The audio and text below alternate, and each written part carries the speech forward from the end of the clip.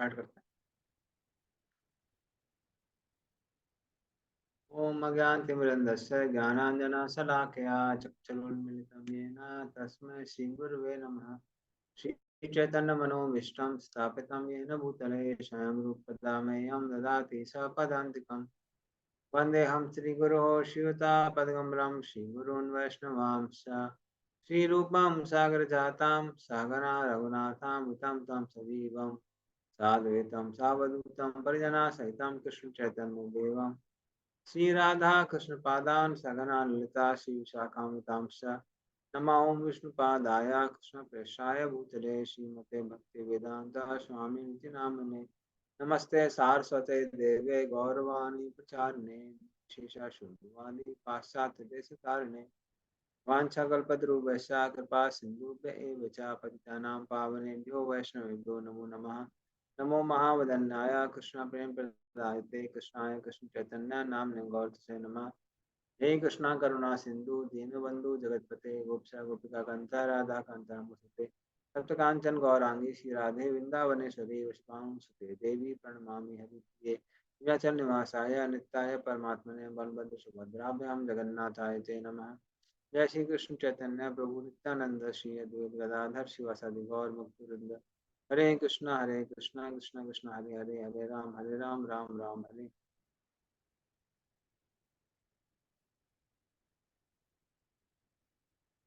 हरे शिवम प्रभु कहाँ पर थे हम लोग? we had done till 1:5:35. तो मैं ट्राई करता हूँ हिंदी पोस्ट दिखाने का, नहीं होगा तो फिर इंग्लिश दिखाएंगे।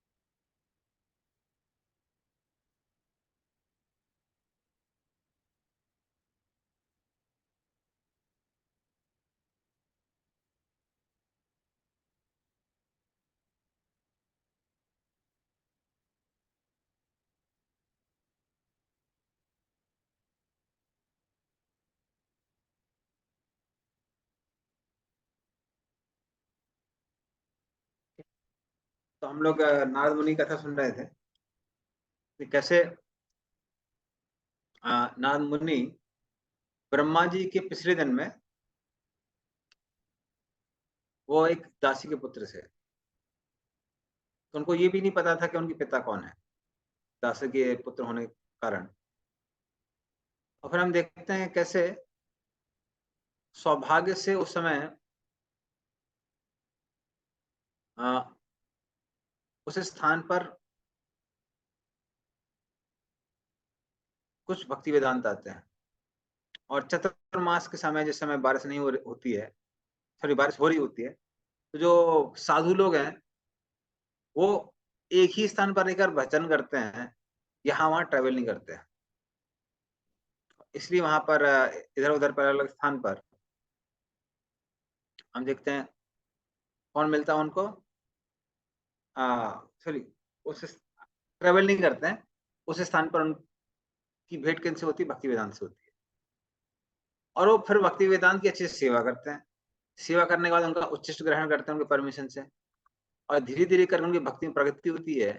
और आत्म श्रद्धा, साधु संग, भजन क्रिया, अनवरत निष्ठा, रुचि, आसक्ति, भाव, प्रेम, उस सारे सारे स्तरों को क्रॉस करके और अंत में भाव प्रेम को प्राप्त कर जाता है। तो ये कथा हमने सुनी हुई थी, तो समहाउ वो हिंदी का वो डिस्प्ले नहीं हो रहा है, होगा तो हम देखेंगे उसको। ठीक है, तो फिर हम लोग इंग्लिश वाले से ही जाएंगे।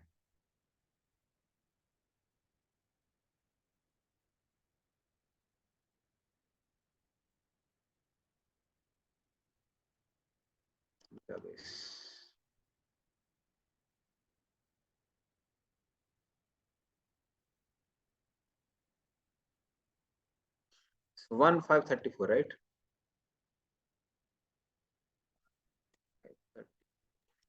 1536 36 से चालू होगा।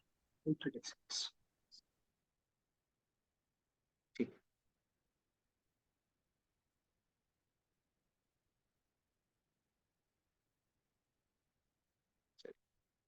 कोई बात नहीं, हिंदी का नहीं मिला, इंग्लिश का ही मिला।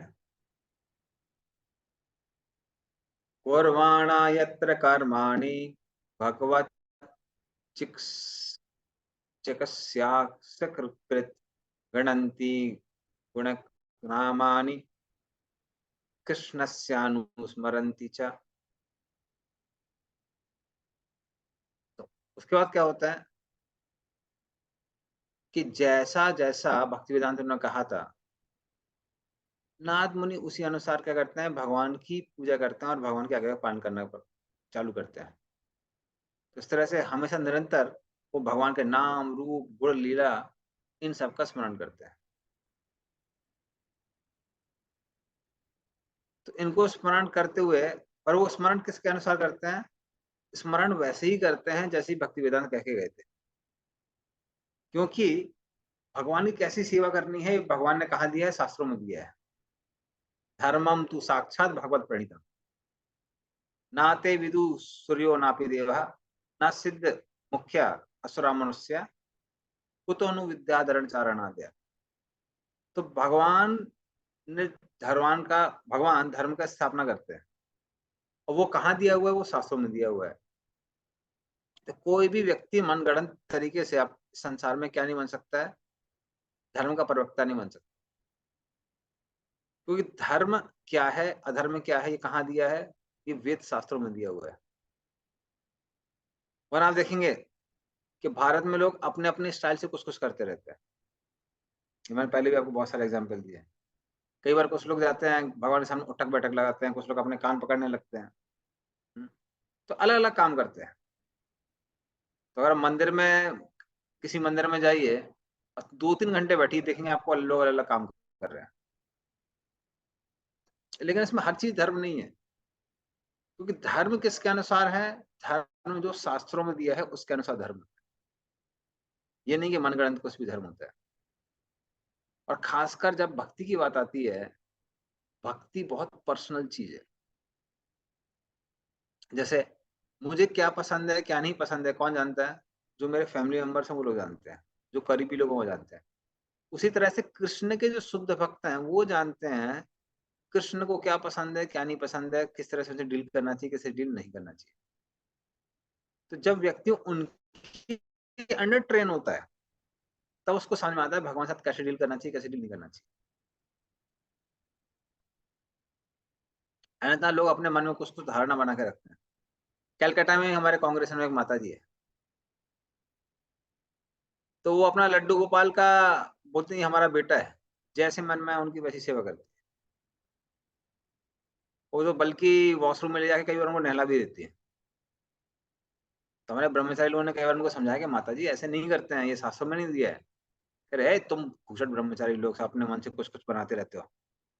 अरे तुम क्या जानो माँ के दिल को? माँ जानती है कि बेटे कैसे देखभाल करना चाहिए।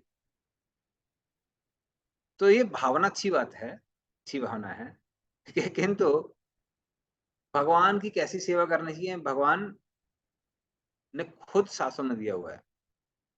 जैसे अगर मुझे करेला पसंद है और रसगुल्ला पसंद नहीं है, तो आप जबरदस्ती का रसगुल्ला खिलाएंगे तो मुझे पसंद नहीं आएगा। इसी तरह से भगवान को क्या पसंद है क्या नहीं पसंद है, ये कहाँ दिया है? स्क्रिप्चर्स में दिया हुआ है, शास्त्रों में दिया हुआ है। तो उस तरह से नारद मुनि भगवान की सेवा कर रहे थे, स्मरण कर रहे थे, पर किसके अनुसार? जैसा उनको भक्ति वेदांत में बता के गए थे उसके अनुसार, क्योंकि वो शास्त्रों में दिया हुआ है।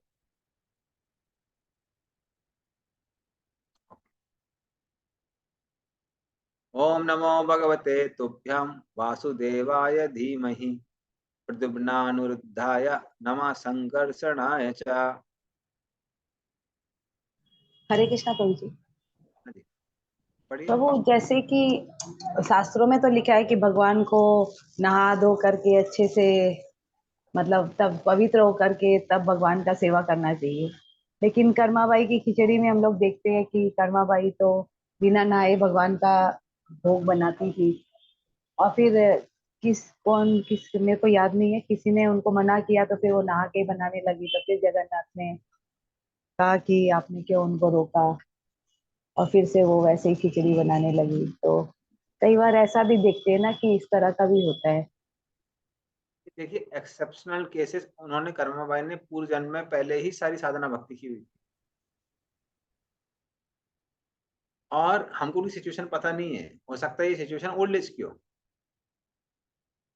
तो एक बार अगर मान लीजिए व्यक्ति को रूल्स एंड रेगुलेशंस पता है, लेकिन कुछ फिजिकल सर्कमस्टेंसेस की वजह से व्यक्ति नहीं कर पा रहा है, तो उस केस में क्या है कि उस चीज में एक्सेप्शन हो जाते हैं। तो वो बात अलग है, पर एक जनरल रूल होता है, एक्सेप्शन एक्सेप्शन। इवन हमारे लिए भी देखिए कई बार होता है, कई बार ऐसा है कि कोई व्यक्ति हमसे प्रेम करता है और हमको मान लीजिए इन जनरल कुछ चीज पसंद नहीं है, फिर हम प्रेम के कारण खाते हैं, ग्रहण करते हैं, तो वो एक्सेप्शनल चीज है। इसका मतलब ये नहीं कि हम हर किसी से खाते रहेंगे या फिर हर किसी से एक्सेप्ट करते रहेंगे। तो एक एक्सेप्शनल रूल है। दूसरा क्या है कि भगवान की जो विग्रह है, हर विग्रह का एक मूड भी होता है। तो जैसे जगन्नाथ है, जगन्नाथ को पतित पावन कहते हैं, तो इसलिए जगन्नाथ किसी से भी चीजों को ग्रहण कर लेते हैं। प्रभुपाद एक लेक्चर में कहते भी हैं, कहते हैं बंगाल और उड़ीसा में 99% लोग, और प्रभुपाद बोलते हैं 99% छोटी, 100% लोग ऑलमोस्ट मान लीजिए, सब लोग ऑलमोस्ट मीट ईटिंग करते हैं, लेकिन फिर भी जगन कृष्ण वही है जो कि बहुत रूल्स एंड रेगुलेशंस के साथ दिन की पूजा की जाती है। वो पतित पावन होने के कारण जगन्नाथ के रूप में प्रकट होते हैं और उसको ग्रहण करते हैं। तो एक डीटीज की एक वो भी होता है, मूड भी होता है। लेकिन खासकर राधा कृष्ण की पूजा है, लड्डू गोपाल की पूजा है, ये बहुत स्ट्रिक्ट है। ये जगन्नाथ की पूजा ऐसी नहीं है। तो वही जगन्नाथ है तो कृष्ण है, लेकिन जगन्नाथ पतित पावन होने के कारण सेवा ग्रहण कर लेते हैं, बट ये हर डीटीज के लिए नहीं है। तो इसलिए डीटीज का भी मूड होता है। इसी मैंने बोला ये सारे डिटेल हम लोग किससे सुनते हैं, आचार्यों से सुनते हैं। जैसे जगन्नाथपुरी में कई बार जो पांडा लोग हैं, लोग एकादशी नहीं करते हैं, एकादशी फॉलो नहीं करते। वो कहते हैं हमको एकादशी को हमने पुरी में बांधा हुआ है। लेकिन जब चैतन्य महाप्रभु वहां पर गए थे, आज का दिन तो छोड़ दीजिए, चैतन्य महाप्रभु जब पुरी में गए थे तो बहुत सारे भक्त लोग थे, वो भी पूरी की मूड में आ गए। बोले कह रहे नहीं नहीं नहीं, हम लोग ऐसा नहीं कि सब लोग आ गए, किसी ने कुछ किया होगा तो ना एकादशी नहीं करेंगे। तो फिर चैतन्य महाप्रभु बहुत गुस्सा थे उनसे। उन्होंने बोला कि जो इन पुरी वासियों की नकल करता है और वो एकादशी नहीं करता है, तो ऐसा व्यक्ति नरक जाएगा। क्योंकि जो पुरी के लोग हैं, पुरी के लोगों का भगवान जगन्नाथ से एक विशेष प्रेम है, तो वो नॉर्मल रूल्स एंड रेगुलेशन से ऊपर है, हटके है। तो इसलिए वैदिक साधना भक्ति का मार्ग अलग है और रागानुगा साधना भक्ति का मार्ग अलग है। दोनों में कैसा होता है, दोनों में अंतर होता है। जैसे हमारे घर के जो घनिष्ठ संबंधी लोग हैं, मदर फादर, वो हमको डांट सकते हैं, कई बार मार भी सकते हैं, हमको अच्छा लगेगा। लेकिन इसका मतलब नहीं है कि हम पूरी दुनिया से बोलें कि हमको मार खाना बहुत अच्छा लगता है, कोई बार थप्पड़ मार के चला जाऊं, तो कुछ समय बाद ना सब लोग थप्पड़ मारने लगेंगे तो फिर अच्छा नहीं लगेगा। तो इसलिए रागानों का भक्ति का जो मार्ग है, वो मार्ग वैदिक साधना भक्ति के मार्ग से ऊपर है, क्योंकि उसमें हर कोई, हर जो कार्य होता है वो भक्त लोग प्रेम पूर्वक करते हैं। पर ये नॉर्मल नहीं है। हम लोग वैदिक साधना भक्त है, और संसार के ज्यादातर लोग हैं वो उतने, उनको भगवान से प्रेम नहीं है, हम लोग भी एक्सेप्शनल नहीं है, कि वो भगवान से इतना प्रेम करते हैं कि उस प्रेम के कारण रूल्स एंड रेगुलेशन फॉलो नहीं कर पा रहे हैं।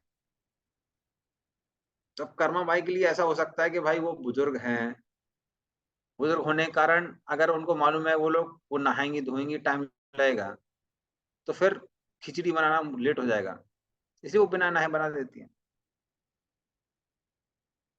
तो इसका मतलब ये नहीं है कि सब लोग बिना नहाए ही बनाने लगे।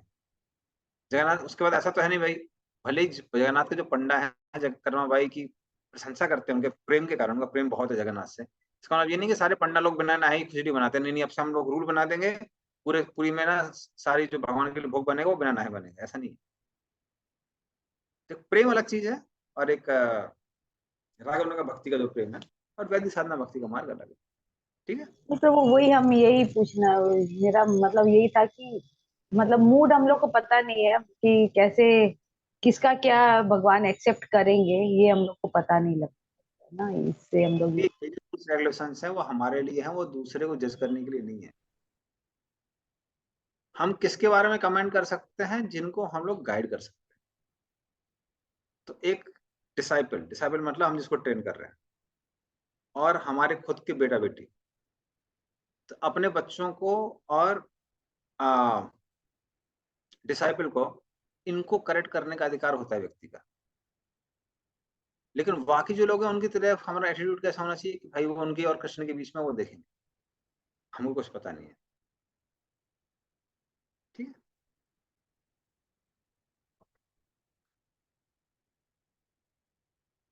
और फिर वो मंत्र बताते हैं जिससे नारद मुनि उनकी पूजा कर रहे थे भगवान की। ओम नमो भगवते तुभ्यम वासुदेवाय धीमहि प्रद्युम्ना अनिरुद्धाय नमः संकर्षणाय च। कि मैं भगवान को प्रणाम करता हूँ। कौन कौन है वो? वासुदेव, प्रद्युम्न, अनिरुद्ध और संकर्षण। तो ये जो चारों हैं चतुर्भुज कहलाते हैं। कृष्ण से बलराम आते हैं राइट हैंड साइड से, लेफ्ट साइड से राधा रानी आती है। कृष्ण के राइट हैंड साइड से बलराम आते हैं, बलराम से फिर आते हैं ये चतुर्भुज वासुदेव, संकर्षण, प्रद्युम्न, अनिरुद्ध। उसमें जो पहले संकर्षण है जो कि बलराम है, कहाँ के? द्वारिका के। उनसे फिर दूसरे चतुर्भुज आते हैं वासुदेव, संकर्षण, प्रद्युम्न, अनिरुद्ध। तो पहले जो संकर्षण है उनसे सारे के सारे नारायण और वैकुंठ के जितने भी अलग अलग अवतार हैं, जैसे कि नरसिंहदेव, वराहदेव, कुर्म अवतार, मत्स्य अवतार, ये सब आते हैं। और दूसरे जो संकर्षण है जिनको महासंकर्षण कहते हैं, तो पहले संकर्षण को कहते हैं मूल संकर्षण, और दूसरे को कहते हैं महासंकर्षण। तो मूल संकर्षण से वैकुंठ लोक में जितने भी नारायण है वो सब आते हैं, और महासंकर्षण से संसार में 3 विष्णु, कर्णोदक्षा विष्णु, गर्भदक्षा विष्णु, क्षीरोदक्षा विष्णु, ये 3 विष्णु आते हैं। तो इस तरह से ये सब किससे विस्तार करते हैं? दूर संकर्षण। तो इसलिए वो किसकी भक्ति कर रहे हैं? नारद मुनि चतुर्युगी की कर रहे हैं। लेकिन अगर आप कृष्ण बलराम की पूजा कर रहे हैं और राधा रानी की पूजा कर रहे हैं तो ऑटोमेटिकली चतुर्युगी की पूजा हो जाती है। ठीक है। ओके। और फिर उसका परिणाम क्या होता है? इति मूर्ति अभिधानेन मंत्र मूर्तिम अमूर्तिकम यजते यज्ञ पुरुषम स सम्यक दर्शनः पुमान। पढ़िए इसको। हरे इसके बाद कृष्ण प्रभु जी। हरे प्रभु जी। हाँ जी, इस प्रकार वास्तविक दृष्टा वही है जो दिव्य मंत्र मूर्ति श्री भगवान विष्णु की पूजा करता है, जिनका कोई भौतिक रूप नहीं होता। हरे कृष्ण। तात्पर्य पढ़िए, तात्पर्य पढ़ उसका।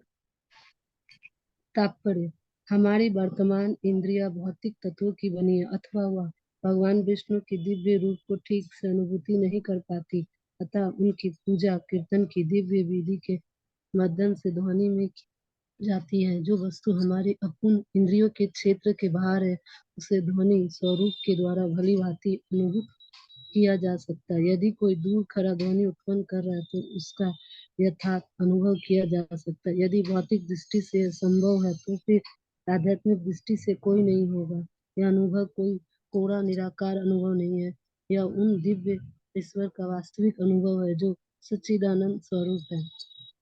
अमर कोश नामक संस्कृत कोश में मूर्ति शब्द के 2 आशय प्रमुख है: स्वरूप तथा कठिनाई। अथवा आचार्य श्री विष्णु चक्रवर्ती ठाकुर ने ओमतिकर्कम का अर्थ किसी कठिनाई के बिना लगाया है। शाश्वत आनंद तथा ज्ञान के दिव्य स्वरूप का अनुभव हमारी मूल आध्यात्मिक इंद्रिय द्वारा ही हो सकता है। जिस पवित्र मंत्रों के उच्चारण या दिव्य उच्चारण ध्वनि द्वारा पुनर्जीवित किया जा सकता है। ऐसी ध्वनि प्रामाणिक गुरु के पारदर्शी माध्यम द्वारा प्राप्त की जानी चाहिए और गुरु के निर्देशन में ही इसके उच्चारण कीर्तन का अभ्यास करना चाहिए। यहाँ हम धीरे धीरे ईश्वर के अधिक निकट ले जाएगा। पूजा की यही विधि पंचरात्रि की विधि में संसूत है, जो मान्य एवं प्रमाणिक विधि है। पंचरात्रि की विधि में दिव्य भक्तिमय सेवा के लिए सर्वाधिक प्रमाणिक संकेत प्राप्त है। ऐसे संकेतों को बिना सूक्ष्म दार्शनिक चिंतन द्वारा निश्चित ही भगवान के पास नहीं पहुंचा जा सकता। पंचरात्रि की विधि इस कला प्रदानी के लिए व्यवहारिक एवं उपयुक्त है। इस आधुनिक युग के लिए पंचरात्रि सिद्धांत की अपेक्षा अधिक महत्वपूर्ण है। हरे कृष्ण। तो इस तरह से ये जो मंत्र है, ये नारद मुनि ने इसको फॉलो किया और इस तरह से उन्होंने चतुर्युग की पूजा की। ये उनका ध्यान मंत्र है, मंत्र मूर्ति। वासुदेव नमः, तो इसको मंत्र मूर्ति कहते हैं। तो अमूर्तिकम, अमूर्तिकम मतलब है वो भगवान जो बहुत कठोर नहीं है, दयालु है। यज्ञ पुरुषम, यज्ञ पुरुषम का मतलब वो भगवान जिनकी पूजा करनी चाहिए। सम्यक दर्शन, हाँ, सम्यक दर्शन का मतलब है जिनका दर्शन करना बहुत आनंददायक है। जैसे कृष्ण के सामने आते ही आनंद आ जाता है। तो कई बार आप काली के सामने आएंगे थोड़ा डर लगेगा, जीभ निकली हुई है, वो सब है। हाँ, या फिर शिव जी भी वैसे वैष्णव हैं, लेकिन कभी कभी उनका डंडा कमंडल और वो सब, सॉरी, कमंडल त्रिशूल और सांप वगैरह देख के लोग डर सकते हैं। लेकिन कृष्ण का रूप कैसा है? सम्यक दर्शन है, वो बहुत ज्यादा मनमोहक है। तो इस तरह से पंचरात्र की विधि इत्यादि से व्यक्ति जब इस तरह के मंत्रों का उच्चारण करता है, हाँ, तब क्या होता है? तब वो व्यक्ति पूर्ण रूप से संतुष्ट हो जाता है और भगवान का साक्षात्कार करता है। तो इस तरह से भक्ति वेदांत ने उनको ये वाला मंत्र सिखाया था। किसका? वासुदेव, संकर्षण, प्रद्युम्न, अनिरुद्ध का मंत्र सिखाया था।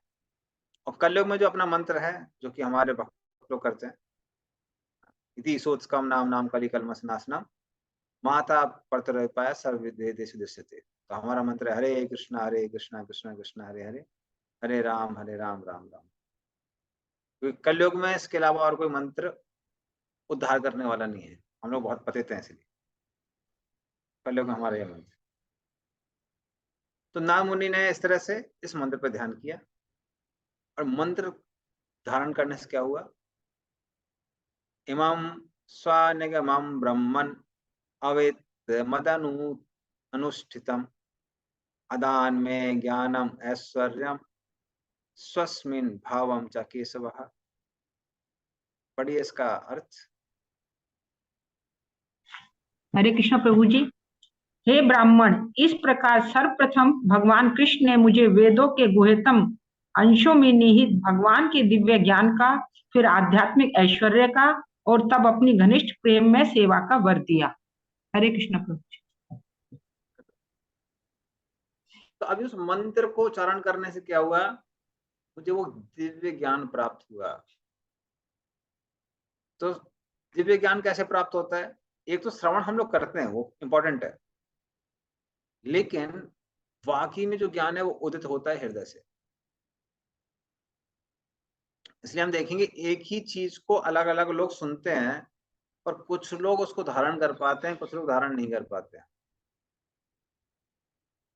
तो जहां तक भौतिक ज्ञान की बात आती है, जैसे फिजिक्स, केमिस्ट्री, बायोलॉजी, सबका ज्ञान आता है, तो वो ज्ञान ज्यादा कौन धारण कर पाता है? वो व्यक्ति धारण कर पाता है जो सत्वगुण में है। सत्वगुण में व्यक्ति की बुद्धि आ चलती है। तो जो स्टूडेंट लोग सुबह सुबह उठते हैं, टाइम पे सोते हैं, साफ सफाई रखते हैं, तो वो सब लोग ज्यादा धारण कर पाते हैं। लेकिन जहां तक भक्ति का ज्ञान की बात आती है, उसमें सत्वगुण भी सहायक तो है पर पर्याप्त नहीं है। तो वो ज्ञान कहाँ से आता है? वो ज्ञान आता है जब गुरु और कृष्ण हमसे प्रसन्न होते हैं। यस्य देवे परा भक्तिर यथा देव तथा देवे तथा गुरु तस्यैव कथताई अर्था प्रकाशन्ते महात्मनः।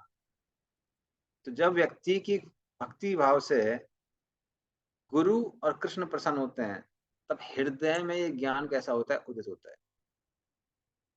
और क्योंकि वो भक्ति वेदांतों की के बताए हुए मार्ग का अनुसरण कर रहे थे, कौन? नारद मुनि। इस तरह से वो उनकी सेवा कर रहे थे। तो सेवा करना मात्र फिजिकल सेवा नहीं है, वो हर किसी को आराम से प्राप्त नहीं होती। अब एक गुरु जी आए हैं, गुरु जी के 10,000 शिष्य हैं, सब सेवा करने लगेंगे तो गुरु जी परेशान हो जाएंगे। तो गुरु जी सबकी सेवा नहीं ले सकते हैं। हर एक एक शिष्य, हम कह रहे 10-10 शिष्य भी एक एक आइटम बनाएगा तो 1000 आइटम हो जाएंगे, तो गुरु जी इतना नहीं खा पाएंगे। इसीलिए जहां हो सके हम लोग फिजिकल सेवा करते हैं, बट मेन सेवा वो है आज्ञा का पालन करने की सेवा। तो जिस प्रकार गुरु जी बोलते हैं उस हिसाब से अगर हम उस आज्ञा का पालन कर रहे हैं तो भी उनकी सेवा है। रादर वो ज्यादा इंपॉर्टेंट सेवा है, क्योंकि अल्टीमेटली गुरु जी कब प्रसन्न होते हैं? वो तब प्रसन्न होते हैं जब कृष्ण प्रसन्न होते हैं, और वो इंस्ट्रक्शन द्वारा बताते हैं कि कैसे कृष्ण को प्रसन्न किया जाए। और जब इस तरह से गुरु प्रसन्न होते हैं, कब प्रसन्न होते हैं? जब कृष्ण प्रसन्न होते हैं। तो गुरु प्रसन्न हो गए, कृष्ण प्रसन्न हो गए, तो हृदय में वो क्या आ जाएगा? दिव्य ज्ञान आ जाएगा। तो इस तरह से नारद मुनि को वो दिव्य ज्ञान हृदय में प्राप्त होने लगा। इसलिए हम लोग कई बार देखते हैं कुछ लोग वो सिर्फ बाहरी रूप से कमेंट्रीज का या नॉलेज को ग्रहण करते हैं, लेकिन वैल्यूज को ग्रहण नहीं करते हैं जो कि शास्त्रों में दी हुई है। तो हृदय में ज्यादा परिवर्तन नहीं होता है। जैसे आप देखेंगे आपके कलकत्ता यूनिवर्सिटी, तो जहां तक कुछ मैंने स्टूडेंट से सुना था कि कलकत्ता यूनिवर्सिटी में वहां पर लोग, कई लोग रूप गोस्वामी की लिटरेचर में पीएचडी भी करते हैं, भक्ति रसामृत सिंधु, पर हृदय में कोई परिवर्तन नहीं होता है।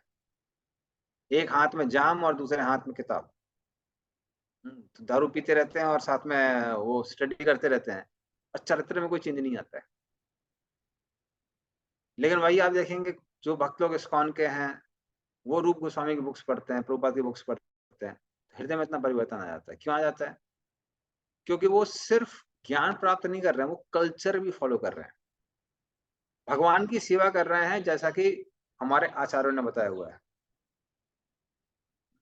मंगल आरती अटेंड करना, भगवान का जप करना, गीता भागवतम का की निरंतर सेवा करना। इस सब से क्या होता है कि जब उसके बाद हम लोग सुनते हैं उसको, ज्ञान को, तो वो ज्ञान कहाँ आता है? हृदय में आता है, कल्चर के साथ। तो इस तरह से उनके हृदय में भी क्या आया? दिव्य ज्ञान आया। और फिर उसके बाद हम देखते हैं तमपि अभद्र श्रुत विश्रुतम विभो समाप्यते येन विदाम विभूषितम प्राख्या ही दुखे मुहुर्दितात्मनाम संक्लेश निर्वाणम उसंति नान्यथा। पढ़िए इसका अर्थ। मैं पढ़ू प्रभु जी? हाँ जी। हरे कृष्ण प्रणाम। अतः कृपा करके सर्वशक्तिमान के उन कार्यकलापों का वर्णन करो जिन्हें तुमने वेदों के अपार ज्ञान से जाना है, क्योंकि उससे महान विद्वज्जनों की ज्ञान पिपासा की तृप्ति होगी, और साथ ही सामान्य मनुष्यों के कष्टों का भी शमन होगा, जो भौतिक दुखों से सदैव पीड़ित रहते हैं। निसंदेह इन कष्टों से उबरने का कोई अन्य साधन नहीं है। धन्यवाद। तो जब व्यासदेव ये बात सुनते हैं नारद मुनि से, तो व्यासदेव कहते हैं कि अरे, आपको भगवान ने ज्ञान दिया, फिर अणिमा से लगमा इत्यादि शक्तियां आपको दी, उसके बाद में आपने उसको शक्तियों को ग्रहण नहीं किया। इसकी वजह से आपके हृदय में क्या उदित हुआ? भगवान के प्रति प्रेम उत्पन्न हुआ। कृपया करके आप मुझे मंत्र बता सकते हैं क्या? वो जो मंत्र आपने बताया जिससे आपको सिद्धि प्राप्त हुई। तो फिर भगवान क्या बोलते हैं, यहाँ नारद मुनि कहते हैं, अदब्र श्रुता, हे शास्त्रों के ज्ञाता, हे सर्वज्ञ, आप उस मंदिर की चिंता मत करिए, आपको ऑलरेडी सब कुछ प्राप्त है, क्योंकि आप कौन है? आप भगवान के सत्तावीस अवतार हैं, व्यासदेव। इसलिए आपको क्या करना है? विश्रुतम, भगवान के जो लीलाएं हैं, जो गुण हैं, उनकी व्याख्या करनी है। इससे क्या होगा? आप भी सेटिस्फाइड हो जाएंगे, संतुष्ट, और जानने वाले भी सेटिस्फाइड हो जाएंगे। तो आप उसकी चिंता मत करिए, मेरे को क्या लिखा गया है, मेरा जो इंस्ट्रक्शन है आपके लिए, आप उसको ग्रहण करिए। क्या इंस्ट्रक्शन है? कि आप भगवान की लीलाओं का वर्णन करिए, श्रीमद् भागवतम लिख। और इस तरह से ज्ञान की चिंता मत करिए, भगवान की लीलाओं पर ध्यान करिए। तो जिसको ये समझ में आ गया है कि जीव के जीवन से दुख तभी समाप्त हो सकता है जब वो भगवान के नाम रूप गुण लीला को याद करता है, वो व्यक्ति सारी चीजों को जानने वाला है। वरना जब जीवन में परेशानी आती है, लोग अलग अलग तरीके से उसको सॉल्व करने की कोशिश करते हैं, और ड्यूटीफुली करना चाहिए, बट रियलिटी में सारे दुख तभी जाते हैं जब भगवान के नाम रूप गुण लीला पर व्यक्ति ध्यान। इस तरह से वो अपना पूरा कथा सुना के नारद मुनि वाइंड अप करते हैं। लेकिन हम देखेंगे कि व्यासदेव उससे संतुष्ट नहीं होते, और संतुष्ट इसलिए नहीं होते हैं क्योंकि अभी नारद मुनि ने ये नहीं बताया था कि भक्ति वेदांतों के जाने के बाद में उन्होंने चीजों को कैसे फॉलो किया। क्योंकि जब तक क्या होता है, जब तक टीचर क्लास में है तब तक तो बच्चे पढ़ेंगे ही, और कोई सोल्यूशन नहीं है। लेकिन टीचर के जाने के बाद में होमवर्क कैसे करते हैं वो इम्पोर्टेंट है। गुरुजी जब सामने रहते हैं तो सारे भक्त लोग उत्साह में रहते हैं, माला लेके आएंगे, गुरुजी को चढ़ाएंगे, ऐसा हरि बोल हरि बोल हरि बोल, प्रभुपाद की जय, गुरुजी की जय। लेकिन उनके जाने के बाद में जनरल लाइफ में वो कैसे फॉलो करते हैं, वो एक्चुअल चैलेंज है। एक्चुअल रियलिटी तब दिखाई पड़ती है जब हमारे आसपास कोई ना हो। जैसे आपने कई बार देखा भी होगा, भले अगर हम लोग जब कर रहे हैं और कोई हमारे नया भक्ति वृक्ष मेंबर आ जाए जिसको हमने क्लास दी हुई है, तुरंत पीठ सीधी हो जाती है जब अटेंटिव होने लगता है, और जैसे वो जाता है फिर से पीठ नीचे हो जाती है। तो बाहर दिखावे के लिए हम लोग बहुत कुछ कर सकते हैं, लेकिन असली रियलिटी तब दिखाई देती है जब कोई ना हो। इसलिए व्यासदेव अभी क्या करने वाले हैं, और प्रश्न पूछने वाले हैं नारद मुनि से। तो हम देखते हैं। हरे कृष्ण बोलिए, दोनों प्रणव। तो ये जो पंचरात्र की विधि है, तो ये जो अर्चा विग्रह की पूजा करते हैं जो हम लोग, वो विधि है? हाँ जी। तो ये पंचरात्र की विधि के द्वारा ही क्या अर्चा विग्रह की पूजा की सिस्टम आई है? हाँ, एक्चुअली अलग अलग शास्त्रों में अलग अलग चीजें दी हुई है, पर जो हम लोग फॉलो करते हैं, हम लोग फॉलो करते हैं नारद पंचरात्र। अच्छा। इसका नाम पंचरात्र क्यों है? क्योंकि 5 रातों में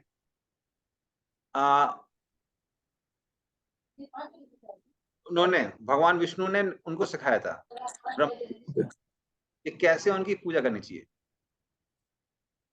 तो उस समय तो बल्कि जब शुरुआत हुई थी तो इवन सारे इंग्रेडिएंट्स नहीं थे। तो हम देखेंगे अलग अलग मुद्राएं आती हैं जो अपनी आती है ना, जैसे हम लोग इस तरह से कायिक स्तन बनाते हैं चीजों को शुद्ध करने के लिए।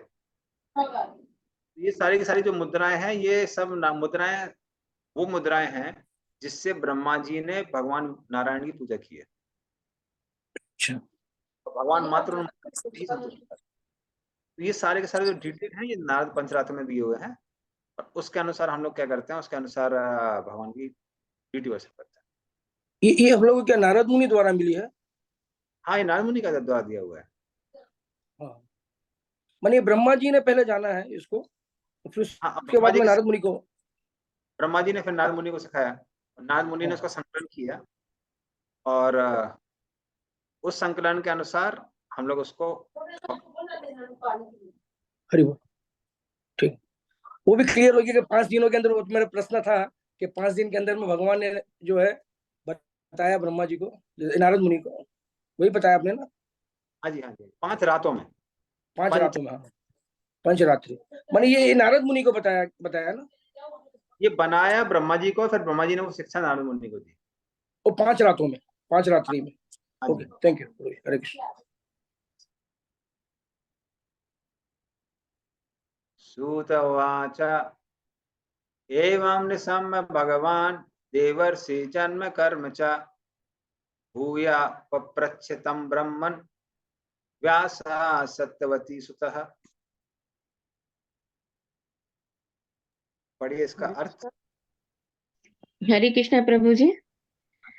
सूत ने कहा, हे ब्राह्मणों, इस तरह श्री नारद के जन्म तथा कार्यकलापों के विषय में सब कुछ सुन लेने के बाद ईश्वर के अवतार तथा सत्यवती के पुत्र श्री व्यास देव ने इस प्रकार पूछा। तो जब उन्होंने गुरु जी की आधी कथा सुनी कि गुरु जी ने शुरू का तो बड़ा डिटेल में बताया कैसे उनके भक्ति वेदांतों से मंत्र ग्रहण किया, उसको उच्चारण किया, कैसे कृष्ण प्रेम प्राप्त हुआ, पर बड़ा कंसाइसली बताया, डिटेल में नहीं बताया। तब व्यासदेव क्या करते हैं, व्यासदेव आप अपने गुरु नारद मुनि से वो सारी की सारी चीजें आप डिटेल में सुनते हैं। व्यासवाच विवोक्चिर विप्रवसिते विज्ञानादेश ऋभिस्तव वर्तमानो वस्याद्यये ततः किम करोत् भवान्। पढ़िए इसका अर्थ। प्रभु जी, श्री व्यासदेव ने नारद जी से कहा, आपने उन महामुनियों के चले जाने पर क्या किया जिन्होंने आपके इस जन्म के प्रारंभ होने से पूर्व आपको दिव्य वैज्ञानिक ज्ञान प्रदान किया था। हाँ, हरे कृष्ण। धन्यवाद। तो इस तरह से बड़ी उत्सुकता के कारण वो जानना चाह रहे थे अपने गुरु जी के भूतकाल के बारे में कि उनके जाने के बाद आपने क्या किया। आपने बताया था कि आपने उनको फॉलो किया, फॉलो करके मंत्र का उच्चारण किया, परफेक्शन को प्राप्त किया, पर थोड़ा सा डिटेल में बताइए। और प्रभुपाद जी बोलते हैं, इसको बोलते हैं सद्धर्म परीक्षा। सद्धर्म परीक्षा भक्ति का एक अंग है, जो कि हम लोगों ने जब भक्ति शास्त्री किया था तो भक्ति रसामृत सिंधु में पढ़ा था। इंक्वायरी अबाउट एसेंशियल ट्रूथ्स, खासकर उसके बारे में इंक्वायरी, प्रश्न कि हम भक्ति में कैसे प्रगति कर सकते। तो वो डिटेल जानना चाह रहे थे कि भाई आपने साधना कौन सी फॉलो की जिससे आपको परफेक्शन प्राप्त।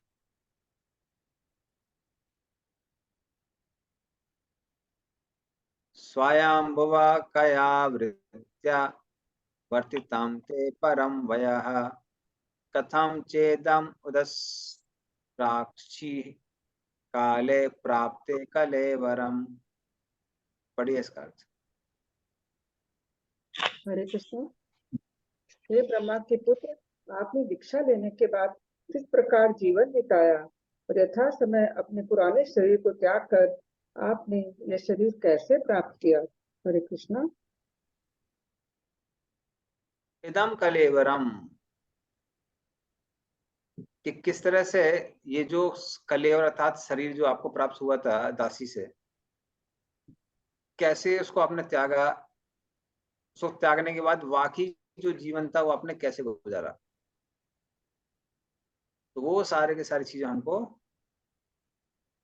डिटेल से बताइए।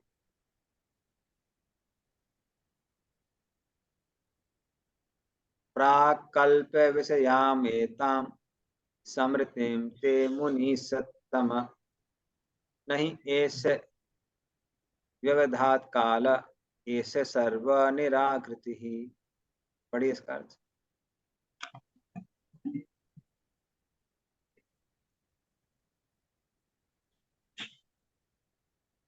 हरे कृष्ण प्रभु जी। हे महामुनि, समय आने पर काल हर वस्तु का संहार कर देता है, अतएव यह कैसे संभव हुआ है कि यह विषय जो ब्रह्मा के इस दिन के पूर्व घटित हो चुका है, अब भी आपकी स्मृति में काल द्वारा अप्रभावित जैसे का तैसा बना हुआ है। तो समय जो है वो हर चीज को भुला देता है। ऐसा कैसे हो सकता है कि आपको अपने पूर्व जन्म की याद है, अन्य लोगों को याद नहीं है? इवन साइंटिफिकली भी जब शिशु माता के गर्भ में होता है और ऑक्सीटोकिन जो वो होता है पदार्थ वो निकलता है, उसके कारण बचपन की जो स्मृति वो नष्ट हो जाती है। तो इसलिए जो लोग गाय को इंजेक्शन देकर दूध निकालते हैं तो उसके अंदर वो जो केमिकल है वो केमिकल को रिलीज करते हैं, वो केमिकल याददाश्त को कम कर देता है। तो उसके बाद में जब ये पता चला तो गवर्नमेंट ने उसको कई जगह प्रोहिबिट किया और अभी बहुत कम हो गया, अभी बहुत कम लोग इंजेक्शन लगाते हैं, बीच में बहुत लगाने लगे थे। तो इस तरह से व्यक्ति पूर्व जन्म की यादों को भूल जाता है, लेकिन आपको कैसे याद है? ऐसा कैसे संभव है? तो इन प्रश्नों को सुनकर नारद मुनि फिर उत्तर देते हैं।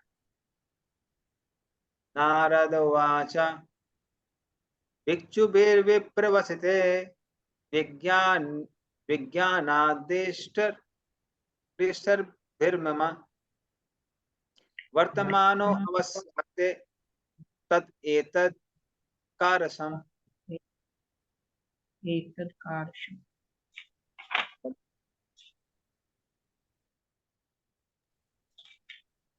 हरे कृष्ण।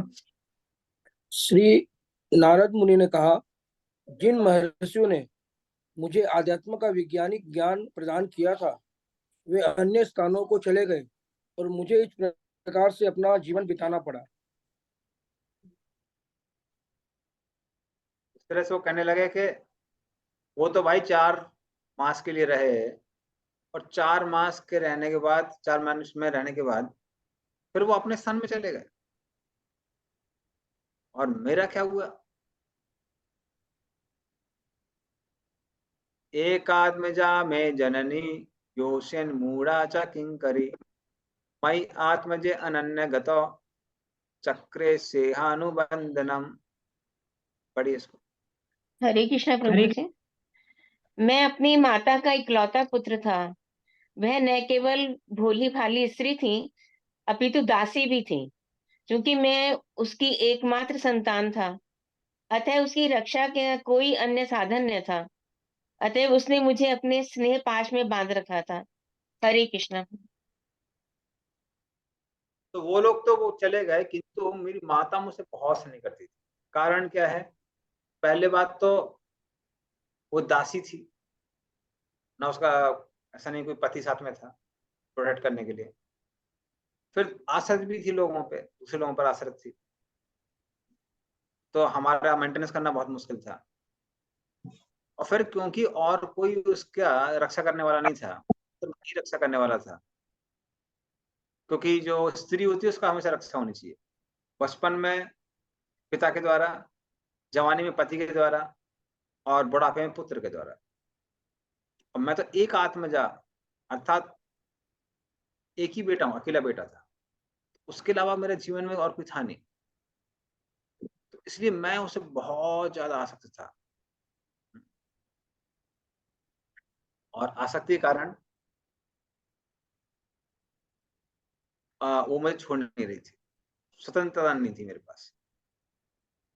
सा स्वतंत्रा न कल्पासी योगक्षेमं ममेक्षति ईश्वर ही वसे लोको योसा दारुमयी यथा।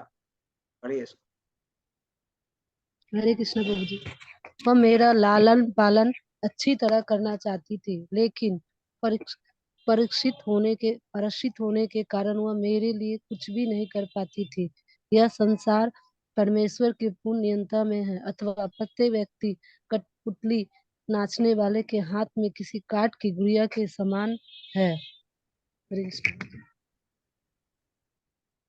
लेकिन दासी होने के कारण वो मेरा ठीक से मेंटेनेंस नहीं कर पा रही थी, क्योंकि हम लोग उतना ही एक दूसरे का मेंटेनेंस कर सकते हैं जितना भगवान चाहते हैं। तो अपने जो सगे संबंधी हैं, जो नजदीकी लोग हैं, उनकी बहुत सेवा करना चाहते हैं, उनका दिखना चाहते हैं सब लोग खुश हों, तरक्की करें, लेकिन चाह कर भी नहीं कर पाते हैं, क्योंकि हम सबके सब कैसे हैं, निर्भर हैं, अल्टीमेटली भगवान पर निर्भर है। तो जितना भगवान चाहते हैं उतना ही हम अपना मेंटेनेंस कर सकते हैं और उतना ही अपने आश्रित लोगों का मेंटेनेंस कर सकते हैं, बाकी लोगों कर सकते हैं, उससे ज्यादा नहीं कर सकते।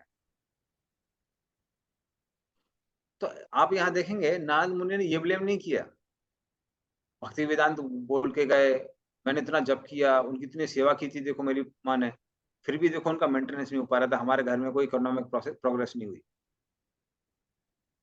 तो जो लोग धर्मार्थ काम मोक्ष वाले हैं वो भगवान की पूजा इसलिए करते हैं ताकि कुछ पैसा आएगा घर में, कुछ तरक्की होगी। पर ऐसा हम कुछ नहीं देखते नारद मुनि के जीवन में। फिर भी नारद मुनि क्या करते हैं, ऐसा नहीं है कि वो भगवान को कुछ अपशब्द देते हैं, अन्यथा जीवन में अगर कुछ अच्छा नहीं चल रहा है तो जिन लोगों की चेतना बहुत ज्यादा इवॉल्व नहीं है वो कई बार यही कहने लगते हैं, अरे भगवान की इतनी पूजा की, क्या मिला। तो भगवान की पूजा से हमको क्या मिलता है, भगवान के साथ अपना संबंध पुनर्स्थापित करने का मौका मिलता है, वो सबसे इंपॉर्टेंट चीज। बाकी सारी चीजें कैसी हैं, टेम्पररी है। नेक्स्ट, अहम च तद ब्रह्म कुले उसी वांस्तद उपेक्षया जगदेश काला व्युत्पन्नो बालका पंचहायनः। पढ़िए इसको। हरे कृष्ण प्रभु जी। जब मैं केवल 5 वर्ष का था तो एक ब्राह्मण की पाठशाला में रहता था। मैं अपनी माता के स्नेह पर आश्रित था और मुझे विभिन्न क्षेत्रों का कोई अनुभव न था। हरे कृष्ण प्रभु जी। तो कह रहे उस समय दूसरी बात थी, मैं बहुत छोटा था, मात्र 5 वर्ष का था। देश काल दिशा, कहाँ कौन सी चीज है कौन सी चीज नहीं है, कौन सा स्थान उचित है कौन सा अनुचित है, ये कुछ भी मुझे पता नहीं था। और मैं कहाँ रहा करता था, ब्राह्मण की पाठशाला में रहा करता था, स्कूल में। तो आप कई बार देखेंगे कुछ लोगों के कुछ लोग ऐसे ही रहते हैं जब गरीबी में रहते हैं। हमको एक भक्त पता है, वो भक्त क्या करते हैं, वो उनका स्कूल में छोटा सा रूम है, छोटा सा कमरा है, और जब स्कूल खत्म हो जाता है, मतलब 2 बजे के बाद, 2 बजे के बाद पाठशाला खत्म हो जाती है, तब उनको बाकी रूम मिल जाते हैं रहने के। और जैसी पाठशाला चालू होती है फिर उनको एक ही रूम में एडजस्ट करना पड़ता है। तो उस तरह से वो कई बार लोगों के पास धन नहीं होता तो इस तरह से एडजस्टमेंट करते हैं। तो सिर्फ नारद मुनि भी पाठशाला में रहा करते थे और अपने माता द्वारा पालित थे, भले ही वो उनका ठीक से मेंटेनेंस नहीं कर पा रही थी। लेकिन अचानक एक दिन क्या हो जाता है,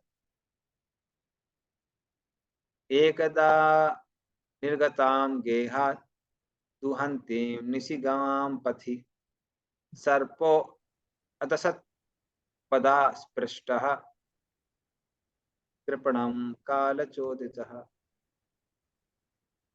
पढ़िए इसका अर्थ।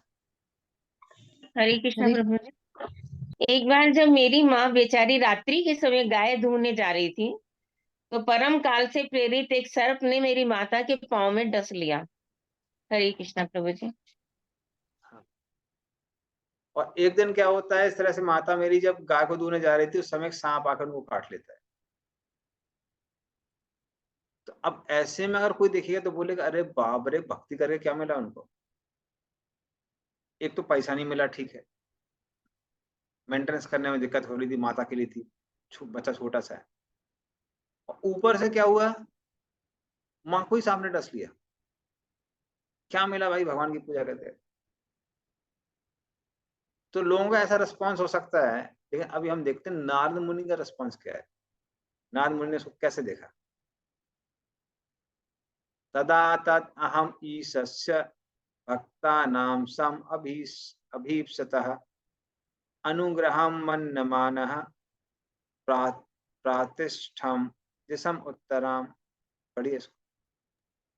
हरे कृष्ण प्रभु जी। मैंने इसे भगवान की विशेष कृपा माना क्योंकि वे अपने भक्तों का भला चाहने वाले हैं, और इस प्रकार सोचता हुआ मैं उत्तर की ओर चल पड़ा। हरे कृष्ण। इस तरह से जब मैंने ये देखा कि मेरी माता को ही किसने डस लिया है, सांप ने डस लिया है, तो उन्होंने बोला कि अरे माता का अंतिम संस्कार तो कोई और कर सकता है। तो सीधे उत्तर दिशा में निकल गए, किसके लिए? तपस्या करने के लिए। तो उनको ये नहीं लगा कि अरे भगवान ने हमारा साथ ऐसा क्यों किया। उनको क्या लगा, भगवान बहुत कृपालु है, भगवान ने मेरी वो कृपा की है कि मेरी जो आखिरी आसक्ति है उसको समाप्त कर दिया। अब क्योंकि सारी आसक्तियां समाप्त हो गई हैं, अब मैं आराम से भगवान की क्या कर सकता हूँ, सेवा कर सकता हूँ, पूजा कर सकता हूँ। हम देखेंगे और ये कंसिस्टेंट जो भाव है, भावना है, इस श्रीमद् भागवत में बहुत लोगों में देखी गई है। परीक्षित महाराज ने एक बहुत छोटा सा वो किया था अपराध। पूरे संसार के राजा होने के कारण उनको वाकई में भूख और प्यास लगी थी, और गलती से वो, ऐसा भी नहीं है कि कोई जिंदा सांप का जो मृत शरीर था उसको समग्र ऋषि गले में डाल देते हैं, और श्राप क्या मिलता है कि 7 दिन तक इसकी मृत्यु हो जाए। तो वो भी कह सकते थे अरे भगवान इतनी सेवा की, पूजा की, सबका मेंटेनेंस किया, क्या मिला एंड में?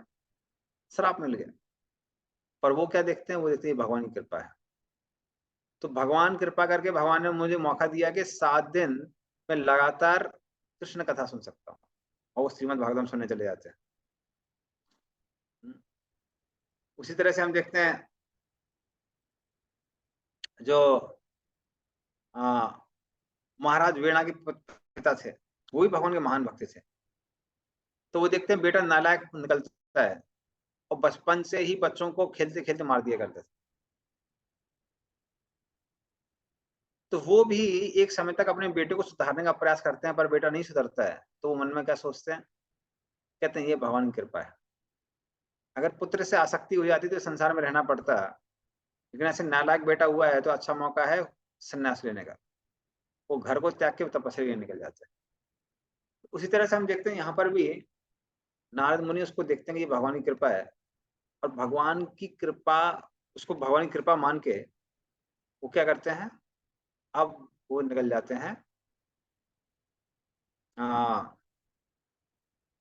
भगवान की सेवा करने के लिए।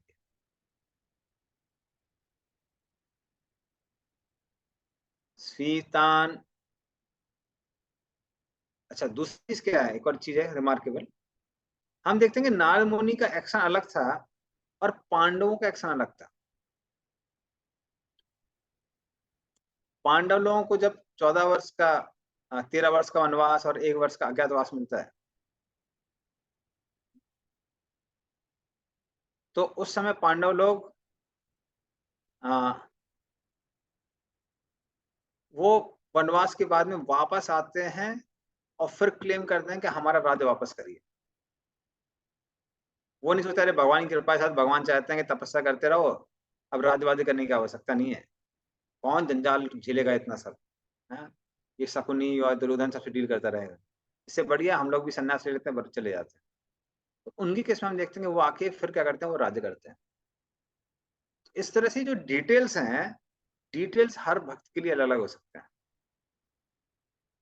और ये डिटेल कैसे पता चलते हैं? डिटेल पता चलते हैं वो हमारे स्पिरिचुअल मास्टर से। तो पांडवों का पर्सनल गाइडेंस कर रहे थे धौम्य ऋषि। धौम्य ऋषि स्वयं बता रहे थे कब कहां पर कैसे एक्शन लेना है, कौन सा भगवान की भक्ति के लिए अनुकूल है, कौन सा प्रतिकूल है। तो धौम्य ऋषि और कृष्ण की स्वयं इच्छा थी। कृष्ण की इच्छा था कि युधिष्ठिर महाराज सम्राट बने।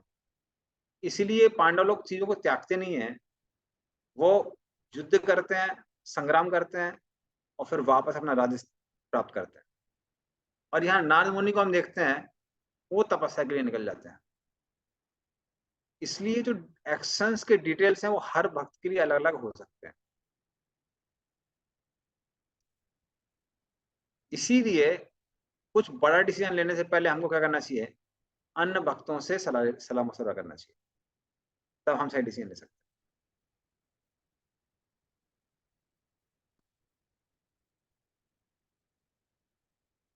स्वीटान् जनपदांस्तत्र पुरग्रामाव्रजाकरान् खेत खरवट वाटिश्च वनानि उपवनानि च।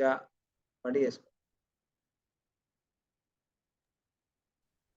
प्रस्थान करने के बाद मैं अनेक स्मृत जनपदों, नगरों, गांवों, पशु क्षेत्रों, खानों, खेतों, घाटियों, पुष्प वाटिकाओं, पौधशालाओं तथा प्राकृतिक जंगलों से होकर गुजरा।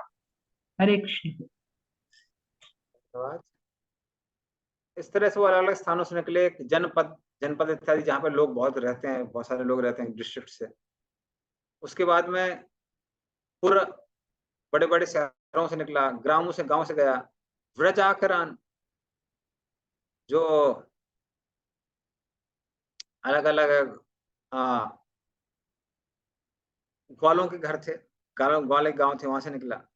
खेत से निकला, खरवट से निकला, वाटिकाएं अर्थात गार्डन से निकला। तो अलग अलग स्थानों से निकलते हुए मैं उत्तर दिशा में जाने लगा। बोलिए सनातनी प्रधान माता जी। हरे कृष्ण प्रभु जी। तो आपने जैसे बोला वो नारद मुनि के लिए अलग था, पांडवों के लिए अलग था, तो हम लोग इस नारद मुनि की स्टोरी के ऊपर के क्या शिक्षा ले सकते हैं? हम यहाँ से क्या शिक्षा ले सकते हैं? एक तो शिक्षा हम ये ले सकते हैं कि जो भी भगवान भक्तों के जीवन में करते हैं उनके लिए अच्छा ही होता है। उसको हमको क्या देखना चाहिए? पॉजिटिव चेंज की तरह देखना चाहिए। अगर अच्छा हो रहा है तो भी अच्छा है और खराब हो रहा है तो भी अच्छा है। तो ऐसा नहीं कि हम जो भी कर रहे हैं वो अच्छा है। हम हो सकता है कुछ चीजें भक्ति के प्रतिकूल कर रहे हैं, कुछ अनुकूल कर रहे हैं, लेकिन जो भगवान हमारे साथ कर रहे हैं वो कैसा है, वो हमारे लिए अच्छा ही है। तो ये हम शिक्षा ले सकते हैं। और नारद मुनि से हम एक चीज और सीख सकते हैं कि नारद मुनि के पास, क्योंकि उनका क्या नहीं था, पर्सनल कांटेक्ट नहीं था भक्ति वेदांतों के साथ। ऐसा नहीं वो फोन लगा देते और पूछ लेते कि अभी हाँ अभी हमारी माता का देहांत हो गया, बताइए क्या करना चाहिए। ऐसा नहीं कर सकते थे। तो उस समय वो क्या कर रहे थे, जो भी उनको इंस्ट्रक्शंस मिले थे भक्ति वेदांतों से, उसके अनुसार वो अपना बुद्धि लगा के इंस्ट्रक्शंस को फॉलो कर रहे थे और आगे जा रहे थे। इसलिए जब हमारे पास भक्तों का संग होता है, उनसे कांटेक्ट कर सकते हैं, तो हम पर्सनल गाइडेंस ले सकते हैं। और जब नहीं होता है तो उनके बताए हुए इंस्ट्रक्शंस के अनुसार हम लोग कंटेम्पलेट कर सकते हैं क्या भक्ति के अनुकूल है, क्या प्रतिकूल है। तो जो फेवरेबल है, अनुकूल है, उसके अनुसार हम लोग क्या कर सकते हैं, डिसीजंस ले सकते हैं। ठीक है, ओके। चलो, मेरा माता जी का भी क्वेश्चन था, अभी हो गया, आंसर हो गया। हो गया प्रभु जी आंसर। Okay, thank you. चित्र धातु विचित्राद्रीन इभ भग्न भुज द्रुमान जलाशयान शिव जलान नलिनी सुर सेवितः चित्र सुनय पत्र रथिर विभ्रमद भ्रमर श्रियः नल वेणु सर स्तंभ कुस्कीचक गह्वरम एक एवाति यातो हम अद्राक्षम विमहत घोरम प्रति भयाकाराम व्यालोलुक शिवाजिरम। पढ़िए इसका अर्थ। हरे कृष्ण प्रभु जी। मैं सोने, चांदी तथा तांबे जैसे विविध खनिजों के आगारों से परिपूर्ण पर्वतों तथा सुंदर कमलों से पूर्ण जलाशयों से युक्त भूभागों को पार करता रहा, जो स्वर्ग के वासियों के उपयुक्त थे और मदांत भौरों तथा चहचहाते पक्षियों से सुशोभित थे। तब मैं अनेक जंगलों में से होकर अकेला गया, जो नरकटों, बांसों, सरपतों, कुशों,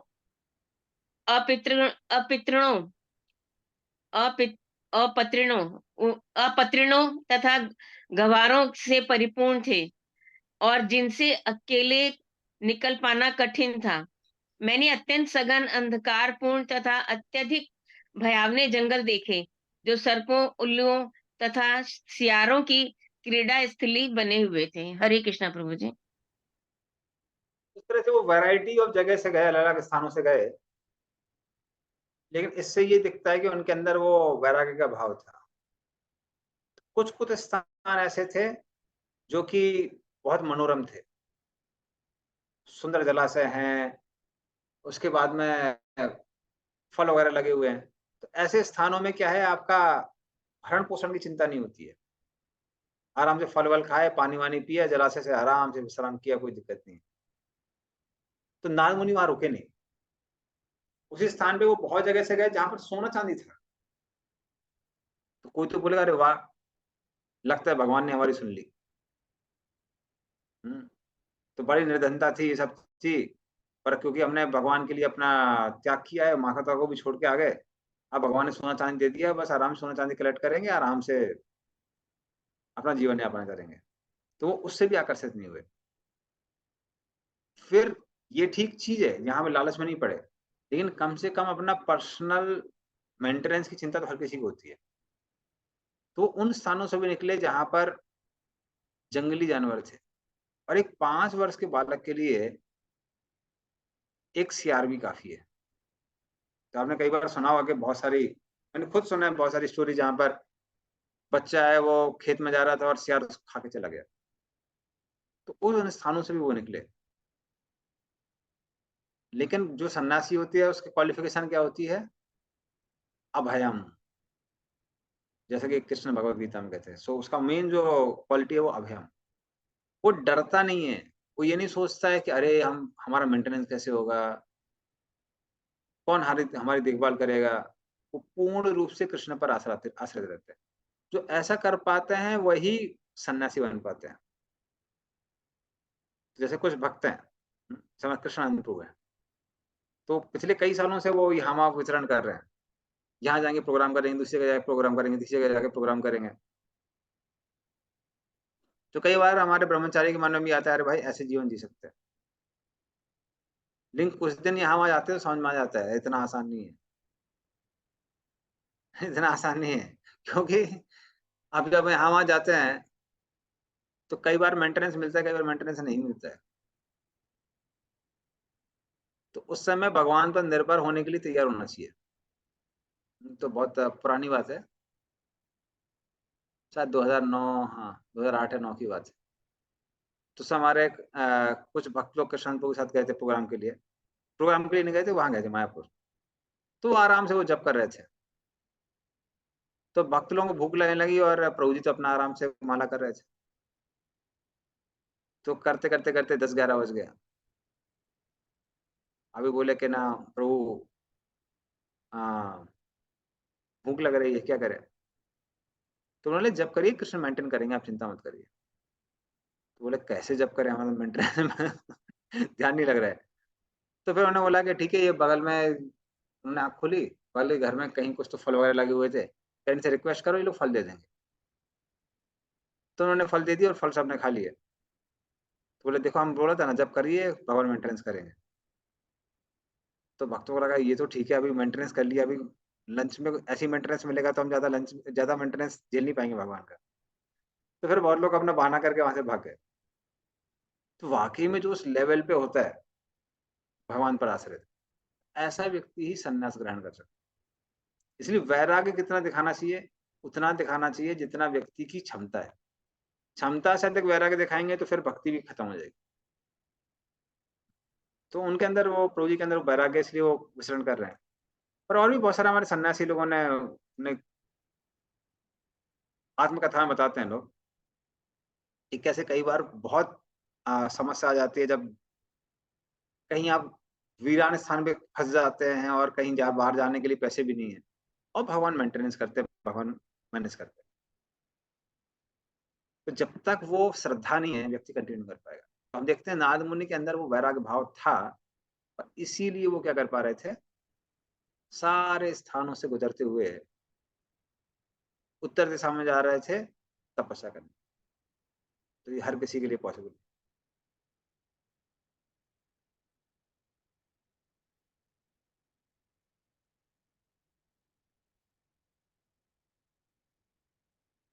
परिश्रांतेन्द्रियात्माहं तृट्परितो भुक्षु बुभुक्षितः स्नात्वा पीत्वा हदेनद्यापस्पृष्टो गतः श्रमः। पढ़िए इसका अर्थ। हरे कृष्णा प्रभु जी। इस प्रकार विचरण करते हुए मैं तन तथा मन से थक गया और प्यास तथा भूख भी था, अथवा मैंने एक सरोवर में स्नान किया और जल भी पिया। जल स्पर्श से मेरी थकान जाती रही। हरे कृष्णा। इस तरह से क्या था, परिश्रांत, मतलब परिश्रम के कारण शरीर कैसा था, बहुत थका हुआ था। इंद्रिय आत्मा हम, तो इंद्रियां मन बहुत थक जाते हैं। उस समय मैंने क्या किया, अलग अलग जलाशयों से अपनी प्यास बुझाई, भूख चिता, जब भूख लगी तो यहाँ आसपास जो फल थे उनसे अपना भूख मिटाई,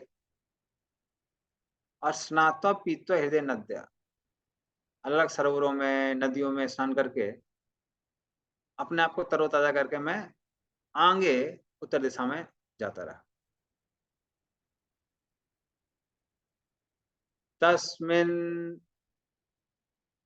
तस्मिन् निर्मनुजे अरण्ये विप्रोपस्त आश्रितः आत्मनात्मानमात्मस्थं यथा श्रुतम् अचिन्तयम्। हरे कृष्ण प्रभु जी। उसके पश्चात उस वीरान जंगल में एक पीपल वृक्ष की छाया में बैठकर मैं अपनी बुद्धि से अपने अंतःकरण में स्थित परमात्मा का वैसे ही ध्यान करने लगा जिस प्रकार की मैंने मुक्त आत्माओं से सीखा था। हरे कृष्ण प्रभु जी।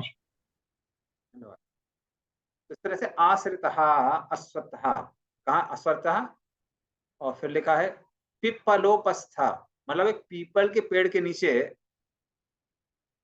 मैंने क्या किया, उसका आश्रय लिया। और यथाश्रुतम, यथाश्रुतम बहुत इंपॉर्टेंट है, प्रभुपाद जी इसको पे जो जोर देते हैं कि जैसा मैंने मेडिटेशन सुना था, किससे, भक्ति वेदांत से, आत्मना, उसी प्रकार अपनी बुद्धि के अनुसार मैंने क्या किया, वहां पर मेडिटेशन किया। तो जिस प्रकार उन्होंने इंस्ट्रक्शंस प्राप्त किए उसके अनुसार मेडिटेशन किया, कोई मनगढ़ंत मेडिटेशन नहीं किया। जैसे आजकल हम देखते हैं, आजकल बहुत लोग नाम के वास्ते बहुत सारे मेडिटेशन करते हैं, लेकिन एक्चुअली स्पीकिंग ये जो मेडिटेशन है ये सतयुग के लिए बने हैं, ये कलयुग के लिए नहीं बने हैं। कृते तद्धायते विष्णु त्रेतायाम ललितो मखे द्वापरे परिचर्यायाम कलौ तद्हरि कीर्तनात्। तो सतयुग में ध्यान काम करता है, त्रेता में यज्ञ, द्वापर में डीटी वर्शिप, भगवान की वगैरह पूजा, और कलौ तथा हरि कीर्तनाथ, कलयुग में सिर्फ हरि कीर्तन, कृष्ण का कीर्तन ही काम करता है। तो इसलिए जो कलयुग में मेडिटेशन है वो है मंत्र मेडिटेशन, भगवान के नाम पर ध्यान करना। हरे कृष्णा कृष्ण कृष्ण हरे हरे, हरे राम राम राम हरे। तो इस पर ध्यान करना। तो ये मनगढ़ंत नहीं होना चाहिए, किसके अनुसार होना चाहिए, जैसा कि हमको इंस्ट्रक्शन दिया गया उसके अनुसार होना चाहिए। तो इस तरह से वो पेड़ के नीचे बैठ के ध्यान करने लगे, और फिर ध्यान करते करते ध्यायतः शरणाम भोजम भाव निर्जित चेतसा औत्कंठ्याश्रुकलाक्षस्य हृदयासीन में सनेर हरि। पढ़िए इसका अर्थ। हरे कृष्णा। हरे कृष्ण। जो ही मैं अपने मन को दिव्य प्रेम में लगाकर भगवान के चरण कमलों का ध्यान करने लगा कि मेरे नेत्रों से आंसू बहने लगे और भगवान श्री कृष्ण बिना विलंब किए मेरे हृदय कमल में प्रकट हो गए। हरे कृष्णा प्रभु जी। जैसा कि हम लोग पहले भी डिस्कस कर रहे थे, ऑलरेडी वो भाव प्रेम के स्तर पर पहुंच चुके थे जब वो भक्ति वेदांत की सेवा कर रहे थे। 4 महीने में उनका इतना एलिवेशन हो गया था, जो कि साधारण नहीं, असाधारण है।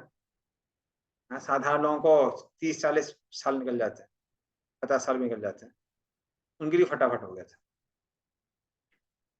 तो उसके कारण जैसे ही वो भगवान पर ध्यान करते हैं, उनकी आंखों से आंसू बहने लगते हैं और हृदय में कंपन होने लगता है, जो कि कृष्ण प्रेम का लक्षण है। और उसकी वजह से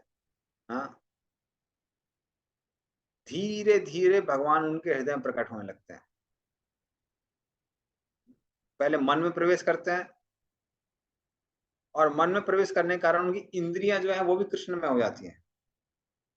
सांस तेज हो जाती है नाक में, कान में उनको भगवान की वाणी सुननाई देने लगती है, आंख से उनको भगवान के दर्शन होने लगते हैं, और फिर वो उनको धीरे धीरे करके भगवान की सुगंध नाक में आने लगती है, आंखों से भगवान का चेहरा देखने लगता है, और कानों से भगवान की पायल की आवाज सुनाई देती है।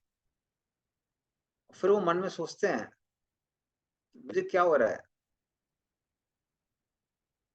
ऐसे लक्षण मेरे अंदर पैदा क्यों हो रहे हैं। और फिर प्रेम के कारण उनके हृदय में और भी लक्षण उत्पन्न होते हैं।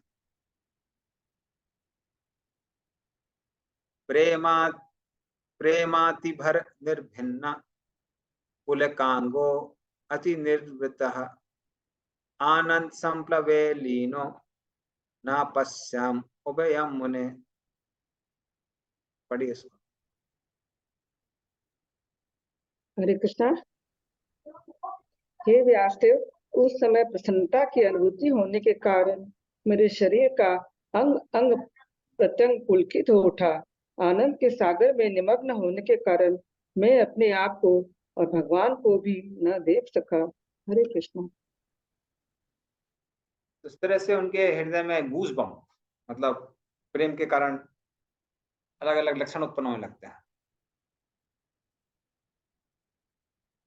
और इतना ज्यादा प्रेम आ जाता है कि वो उसको सहन नहीं कर पा रहे थे।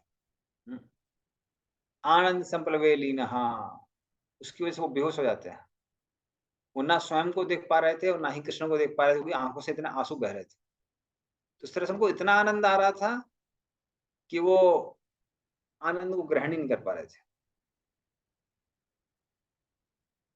और यही जीवन का लक्ष्य है जो उनको प्राप्त हो गया था। रूपम भगवतो यत्तन, रूपम भगवतो यत्तन मनः कांतम शुचापहम अपश्यन् सहसोत्तस्थे वैचा व्यादुर्मना इव। पढ़िए इसको। हरे कृष्ण प्रभु जी। भगवान का दिव्य रूप जैसा कि वह है, मन की इच्छा को पूरा करता है और समस्त मानसिक संतापों को तुरंत दूर करने वाला है। अतः उस रूप के खो जाने पर मैं व्याकुल होकर उठ खड़ा हुआ, जैसा कि प्राय अपने अभीष्ट के खो जाने पर होता है। हरे कृष्ण। तो उसके बाद में क्या हुआ, जब मैंने मुख का रूप का दर्शन किया तो कृष्ण प्रेम के लक्षण उत्पन्न होने लगे, और फिर वो रूप गायब हो गया। और वो गायब होने की वजह से मैं ऑलमोस्ट पागल हो गया विरह के। तो जिस तरह से जिस व्यक्ति का क्या होता है, धन एकदम से पूरा चला जाता है। मान लीजिए शेयर मार्केट में सारा पैसा लगा दिया और पूरा डूब गया एक बार में, करोड़पति से आदमी रोडपति बन गया, सीधे दुखी हो जाता है। तो उसी तरह से हम देखते हैं उनके साथ क्या होता है, वो व्याकुल होते हैं क्योंकि कृष्ण उनके सामने से कृष्णा भी दिखाई नहीं दे रहे थे, तो इसलिए वो बहुत दुखी हो जाते हैं, व्याकुल हो जाते हैं। ठीक है, कोई क्वेश्चन था? हरे कृष्ण प्रभु जी, पहले तो मतलब उनके आंख से आंसू आया, और फिर उसके बाद वो व्याकुल हो गए, मतलब एक बार भगवान को देखकर, मतलब हाँ, व्याकुल हो गए क्योंकि मतलब व्याकुल हो गए मतलब वो एक्सटेसी में चले जाते हैं और फिर भगवान गायब हो जाते हैं। गायब होने के कारण व्याकुल हो जाते हैं। तो कृष्ण बहुत चालू है। कृष्ण क्या करते हैं, पहले वो फ्री सैंपल देते हैं और फ्री सैंपल होके क्या हो जाता है, गायब हो जाते हैं। गायब होते तो आदमी व्याकुल हो जाता है। तो उतना बड़ा रियलाइजेशन भक्तों के पास नहीं, पर एक रियलाइजेशन सारे भक्तों के पास होगा। जब शुरू में आते हैं और जब करते हैं तो लोगों को लगता है एकदम आनंद के सागर में डूब रहे हैं। लेकिन जहां 3-4 महीने व्यतीत होते हैं फिर लगता है भाई आनंद कहाँ गया, फिर एफर्ट डालना पड़ता है। तो भगवान क्या करते हैं, पहले शुरू में बड़ा फ्री सैंपल देते हैं और फिर इसके बाद वो डिमांड करते हैं सरेंडर। फिर बोलते हैं अब कोशिश करके उस आनंद को प्राप्त करो। तो ऐसा नहीं कि नए लोगों को एकदम कृष्ण प्रेम मिल जाता है, लेकिन भगवान कई बार फ्री सैंपल देते हैं, तो वो भक्तों के साथ भी होता है। तो यहाँ भी वो क्या करते हैं, अपना सैंपल पिक्चर दिखा देते हैं, ट्रेलर दिखा देते हैं, वो बोलेंगे मूवी देखना है तो थिएटर में जाओ, पेमेंट करो, ट्रेलर फ्री है, मूवी का चार्ज लगेगा। तो वैसा भगवान करते हैं। तो नारद मुनि को अभी व्याकुल कर देते हैं, दिखेगा हो गया था।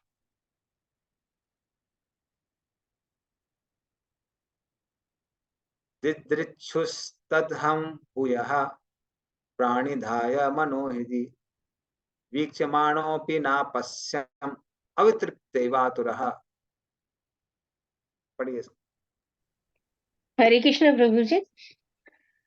मैंने भगवान के उस दिव्य रूप को पुनः देखना चाहा, लेकिन अपने हृदय में एकाग्र होकर उस रूप का दर्शन करने के सारे प्रयासों के बावजूद मैं उन्हें फिर से न देख सका। इस प्रकार असंतुष्ट होने पर मैं अत्यधिक संतप्त हो उठा। हरे कृष्ण प्रभु। धन्यवाद। तो इस तरह से पूर्ण रूप से पहले संतुष्ट था, अब ये संतुष्ट हो गया कि वापस मैं भगवान के स्वरूप को देखना चाह रहा था, लेकिन अभी भगवान दिखाई नहीं दे रहे थे। तो भगवान का रूप इतना मनमोहक है कि एक बार कोई व्यक्ति दर्शन कर ले तो बार बार दर्शन करने का मन करता है। जैसे परीक्षित महाराज के साथ था। जब परीक्षित महाराज अपने माता के गर्भ में थे, तो भगवान स्वयं उनकी रक्षा करते हैं। किससे? अश्वत्थामा द्वारा फेंके गए ब्रह्मास्त्र से रक्षा करते हैं। और एक बार वो भगवान का दर्शन कर लेते हैं तो वापस भगवान का दर्शन करने का उनको इच्छा होती है, पर अभी भगवान नहीं दिख रहे थे। वो जिसको दिख रहे सभी परीक्षा कर रहे थे, क्या यही वो व्यक्ति जिसको हमने माता गर्भ में देखा? नहीं नहीं नहीं, ये तो ऐसा नहीं है, तो काला कलूटा है, भगवान जैसा नहीं है। भगवान भी काले हैं पर सुंदर है। तो इस तरह से वो सबको सबकी परीक्षा कर रहे थे, और इसी इनका नाम पड़ जाता है परीक्षित। तो नारद मुनि भी बहुत व्याकुल हो जाते हैं। बोलिए सुमना माता जी। हरे कृष्णा प्रभु जी। प्रभु यहाँ पे लिखा है कि लेकिन अपने हृदय में एकाग्र होकर उस रूप का दर्शन करने के सारे प्रयासों के बावजूद मैं उन्हें फिर से ना देख सका। तो हृदय में एकाग्र होकर कर क्या क्या मतलब है? मतलब मुनि लोग क्या करते हैं, मुनि लोग भगवान की छवि बनाते हैं हृदय में, फिर उसका दर्शन करते हैं। ध्यान अवस्थित गतेन मनसा पश्यन्ति यम योगिनः। तो ध्यान करते हैं भगवान के रूप में, और उसका विवरण दिया हुआ है हमारे, अभी हम लोग पढ़ेंगे तीसरे स्कंद में, सारा डिटेल दिया हुआ है कैसे कैसे भगवान दिखते हैं। तो उस पर वो लोग ध्यान करते हैं, और भगवान उसी रूप में फिर क्या करते हैं, अपने आप को प्रकट करते हैं। यद्धियातो वर्गाय विभावयन्ति तत्तद् वपु प्रणय से सद अनुग्रह है। तो अनुग्रह करके जिस रूप पर भक्त लोग ध्यान करते हैं, उसी रूप को भगवान प्रकट करते हैं। लेकिन यहाँ पर वो वापस वो योगी की तरह से कंसंट्रेट करने की कोशिश कर रहे थे, भगवान में ध्यान करने का प्रयास कर रहे थे, लेकिन अब भगवान के दर्शन नहीं हो रहे। भगवान पहले आए, प्रकट हुए, उनको मंत्रमुग्ध कर दिया, अब वो कितना भी प्रयास कर रहे थे उनको नहीं दिख रहा था। ठीक है। तो वो नारद मुनि पहले योगी की तरह अपने आप को कर रहे थे क्या? उसके बाद भगवान ने उनको दर्शन दिया? हाँ, तो उनकी जो वो थी प्रैक्टिस, वो प्रैक्टिस अभी हम लोग नहीं कर सकते। जंगल में जाओ, पीपल के पेड़ के नीचे बैठो, ध्यान करो, 2 मच्छर काटेंगे, सारा ध्यान भंग हो जाएगा। तो हम लोग वो नारद मुनि वाला ध्यान नहीं कर सकते। उनको जो प्रैक्टिस भक्ति वेदांतों ने बताई थी, उन्होंने उसका पालन किया। तो चतुर्व्यूह वासुदेव शंकर संप्रदाय अनिरुद्ध की पूजा की, और इस तरह से भगवान पे ध्यान किया। और हम देखते हैं कि वैसा ही ध्यान उन्होंने किसको बताया था? ध्रुव महाराज को भी बताया था। लेकिन कलयुगवासी इतने ज्यादा सेंसिटिव मतलब अपने लिए ही सेंसिटिव है, दूसरे के लिए नहीं है, कि थोड़ा कोई दिक्कत आ जाती है तो उसको सहन नहीं कर पाता है। इसलिए कलयुग में सिर्फ एक ही चीज है, हरे कृष्ण कृष्ण कृष्ण हरे हरे, हरे राम राम राम। बाकी कुछ काम करने वाला नहीं है। तो वो हम लोग जिस रूप का, जैसे रूप का भगवान का ध्यान करते हैं, भगवान क्या उसी रूप में हमको दिखेंगे? हाँ जी। इसलिए खासकर जब उसकी बात आती है वैदिक साधना भक्ति की, वैदिक साधना भक्ति में हम उतना डिस्क्रिमिनेट नहीं करते हैं। कारण क्या है कि अभी भगवान के प्रति प्रेम ही नहीं है। तो आप पूछेंगे उससे कि किस रूप से तुम्हारा आकर्षण है, ये रूपों से है, या फिर बोलेंगे किसी से नहीं है। एक्चुअली में किसी से आकर्षण नहीं है। किससे आकर्षण है? अपने रूप से आकर्षण रहता है। लोग मेकअप कर करके अपना आईने में देखते रहते हैं, हम कैसे दिख रहे हैं, कैसे दिख रहे हैं, तो वो आकर्षण रहता है। तो असली जब वो आकर्षण आने लगता है रागवना का साधना भक्ति में, तब रागवना साधना भक्ति में कृष्ण की भी जो है वो अलग अलग अवस्थाएं हैं। हाँ, तो अपने भाव के अनुसार भक्त लोग कृष्ण के किसी रूप पर ध्यान करते हैं या उसके प्रति आकर्षण होता है। तो ये चैतन्य महाप्रभु रघुपति उपाध्याय से पूछते हैं, और फिर रघुपति उपाध्याय बताते हैं कि कैसे। हाँ, सारे पूजा में श्रेष्ठ है कृष्ण की पूजा। हाँ, सारे स्थानों में सर्वश्रेष्ठ है माधवपुरी या फिर मथुरापुरी, मथुरा वृंदावन। सारी कृष्ण की उम्र में जो एजेस हैं उसमें सर्वश्रेष्ठ है कैशोरिकम देहम, अर्थात कैशोर अवस्था, 11 वर्ष से 15 वर्ष तक। आद्य एवं परम रसः, और सारे रसों में सर्वश्रेष्ठ है आदि रस, अर्थात रसलीला। तो इस तरह से भक्त लोग अलग चीजों पे ध्यान रखते हैं। ठीक है। हाँ, सनातनी पादमी माता जी पूछिए। हरे कृष्ण जी, मुझे एक क्लोज बुक में एक प्रश्न आया था, तो मेरे को इसको समझ में नहीं आया, आप थोड़ा बता दीजिए। नारद के असफल अनुभव से क्या सामान्य सिद्धांत निकाला जा सकता है? ये मतलब ये थोड़ा सा मुझे बताइए। ये तात्पर्य में आप पढ़ सकते हैं। जो आपको श्लोक नंबर दिया हुआ है उसके तात्पर्य में जो लिखा हुआ है वही आंसर है। ठीक है, मतलब बाहर से कुछ नहीं, बुक में जो है प्रभुपाद के बस कमेंट्री में बस बस उसी को देख।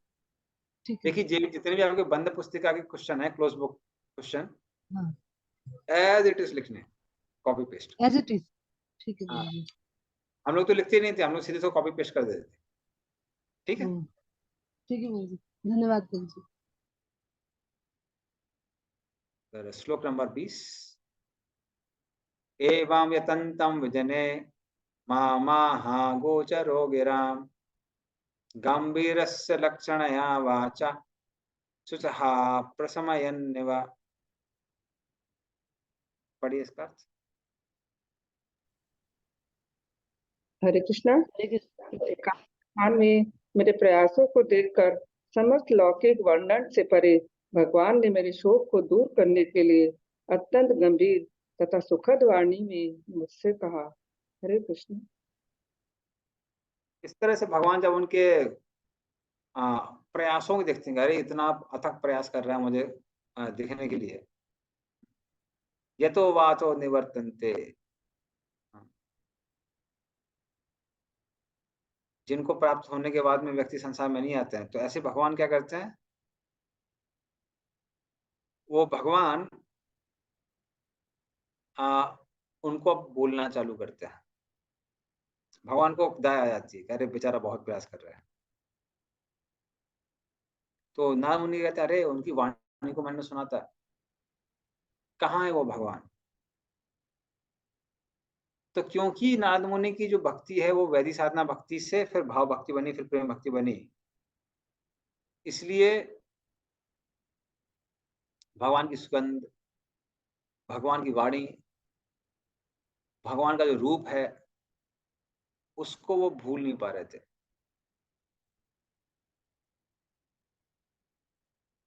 लेकिन भगवान ने क्या किया था, भगवान अब ना प्रकट होके नारद मुनि की जो उत्कंठा है उसको और बढ़ा रहे थे, उनके प्रेम को और बढ़ा रहे थे। हाँ, एक बार जो चीज अच्छी लग जाए, जैसे कि मैंने बताया कि जो ड्रग डीलर्स होते हैं वो ऐसे करते हैं, थोड़ा ड्रग्स देते हैं, फ्री में देते हैं, और फिर उसके बाद में जब व्यक्ति को आदत पड़ जाती है तो फिर उसको उसके लिए पेमेंट करता है। ऐसे इंट्रोडक्शन हुआ भारत में चाय का। तो भारतवासियों को जब वो ब्रिटिशर लोग चाय पिला रहे थे, वो चाय पी नहीं रहे थे। सबको पता है कि इसके अंदर नशीला पदार्थ है, हम नहीं पिएंगे। तो ब्रिटिशर्स को लगा भाई इतने धार्मिक लोग हैं, चाय नहीं पिएंगे। तब उन्होंने पूरा का पूरा रिसर्च किया और पता किया, पर ये लोग गाय की बहुत पूजा करते हैं और दूध बहुत पसंद करते हैं। तब वो क्या करने लगे, फ्री चाय बंटवाने लगे। तो चौराहों पे बड़े बड़े ड्रम रखे जाते थे और ड्रम में वो लोग खूब सारा दूध था और उसमें चाय की पत्ती भी थी। तब उनको पूछा कि ये क्या है, बोले थोड़ी चाय है पर इसमें दूध है। बोले अरे थोड़ी चाय है पर फ्री में इतना दूध मिल रहा है तो भाई पी लेते। इंडिया में कुछ फ्री में मिल जाए भाई सब चालू हो जाते हैं। तो फ्री के नाम से सबके सब पीने लगे और जब उनको एडिक्शन हो गया तब ब्रिटिशर लोगों ने पेमेंट चालू किया, पैसा लेना चालू किया। तो उसी तरह से भगवान ने भी क्या किया, पहले उनके सामने प्रकट हुए, उनको अपनी सुगंध सूंघने का मौका दिया, तो खुशबू भगवान के शरीर से आती है। उनको अपने सुंदर शब्द बोले और फिर उसके बाद क्या हुआ, उसके बाद भगवान अदृश्य हो गए। और जब वो अदृश्य हो गए, अब नारद मुनि पूरा व्याकुल हो गए किसी तरह से भगवान को दोबारा देखने। हाँ। और वो देखने के बाद भगवान नारद मुनि से कहते हैं, हंतास्मिन्नंजन्मनि भावान नामाम दृष्टुमहरति अविपक्वकसायाणाम दुर्धर्षोऽहं कुयोगिनाम। पढ़िए इसका अर्थ। हरे कृष्णा। तो हम पढ़े। भगवान ने कहा, हे नारद, मुझे खेद है कि तुम इस जीवन काल में अब मुझे नहीं देख सकोगे। जिनकी सेवा अपूर्ण है और जो समस्त भौतिक कलमश से पूर्ण रूप से मुक्त नहीं है, वे मुश्किल से ही मुझे देख पाते हैं। ओके, इसका तात्पर्य भी पढ़िए। तात्पर्य, भगवत गीता में भगवान की अत्यंत शुद्ध, सर्वोपरि तथा परम सत्य के रूप में वर्णित किया गया है। उनके व्यक्तित्व में भौतिकता लेस मात्र भी नहीं रहती। अतएव जिस व्यक्ति में रंच मात्र भी भौतिक अनुराग रहता है, वह उन तक नहीं पहुंच सकता। भक्ति में सेवा का शुभारंभ तब होता है जब मनुष्य कम से कम दो भौतिक गुणों से, रजोगुण तथा तमोगुण से मुक्त हो जाता है। काम तथा लोभ से मुक्त होना ही इसका लक्षण है। कहने का तात्पर्य यह है कि मनुष्य को इंद्र तुष्टि की इच्छाओं तथा इंद्र तृप्ति की तृष्णा से मुक्त हो जाना चाहिए। प्रकृति का संतुलन गुण सत्व गुण है और समस्त भौतिक कलमश से मुक्त होने के लिए उसे सत्व गुण से भी ऊपर उठना होता है। किसी एकांत वन में जाकर भगवान के दर्शन की खोज करना सत्व गुण में आता है। मनुष्य आध्यात्मिक सिद्धि के लिए वन में जा सकता है, किंतु इसका अर्थ यह नहीं है कि वह उसे वहां भगवान का साक्षात दर्शन ही हो जाए। मनुष्य को समस्त भौतिक आसक्ति से रहित होना चाहिए और अध्यात्म के धरातल पर स्थित होना चाहिए, तभी उसे भगवान का सानिध्य प्राप्त हो सकता है। अतएव सर्वोत्तम यही विधि यह है कि मनुष्य वहां जाकर रहे जहां भगवान के दिव्य रूप की पूजा की जाती है। भगवान का मंदिर एक दिव्य स्थान होता है जहाँ की वन भौतिक दृष्टि से उत्तम निवास स्थान है। नवदीक्षित भक्त को भी भगवान की खोज करने के लिए जंगल जाने के लिए नहीं, अपितु भगवान के विग्रह पूजा करने के लिए कहा जाता है। भगवान की अर्चन से ही भक्ति का शुभारंभ होता है और यह वन में जाने की अपेक्षा श्रेष्ठ है। नारद मुनि को अपने वर्तमान जीवन में वन में जाने की आवश्यकता नहीं है, क्योंकि वे समस्त भौतिक लालसाओं से मुक्त हैं और वे अपनी उपस्थिति से ही प्रत्येक स्थान को वैकुंठ में बदल सकते हैं।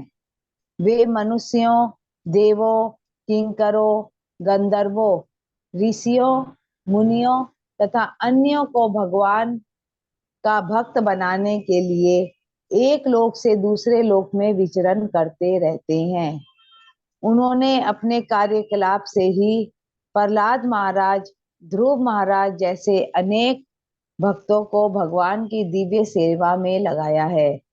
अतएव भगवान का शुद्ध भक्त नारद तथा प्रहलाद जैसे महान भक्तों के पद चिन्हों पर चलता है और कीर्तन की प्रक्रिया द्वारा भगवान की महिमा का गुणगान करने में अपना पूरा समय लगाता है।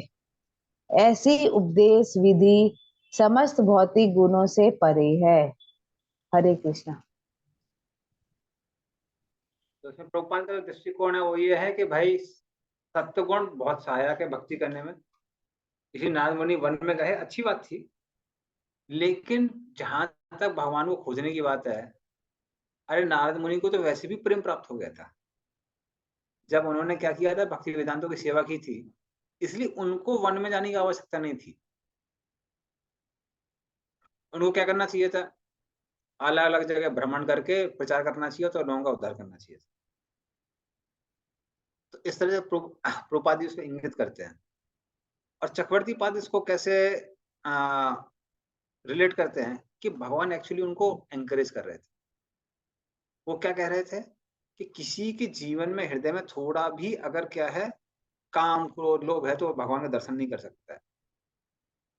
लेकिन क्योंकि भगवान ने अपने दर्शन करा दिए थे नारद मुनि को, तो वो क्या कह रहे थे, कह रहे थे तुम्हारे अंदर काम, क्रोध, लोभ नहीं है। वो उनको एनकरेज कर रहे थे।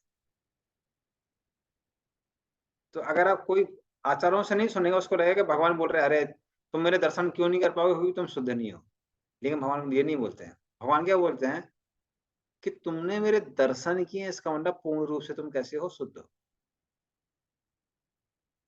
इसलिए वो अभी शब्द का इस्तेमाल करने वाले अगले श्लोक में सक्र। सक्र मतलब एक बार। सक्र दर्शितम रूपम एतत् कामायते अनक मत काम सनके साधु सर्वान मुंचति हित छयान। पढ़िए इसका अर्थ। हरे कृष्ण प्रभु। पढ़िए माता जी आप।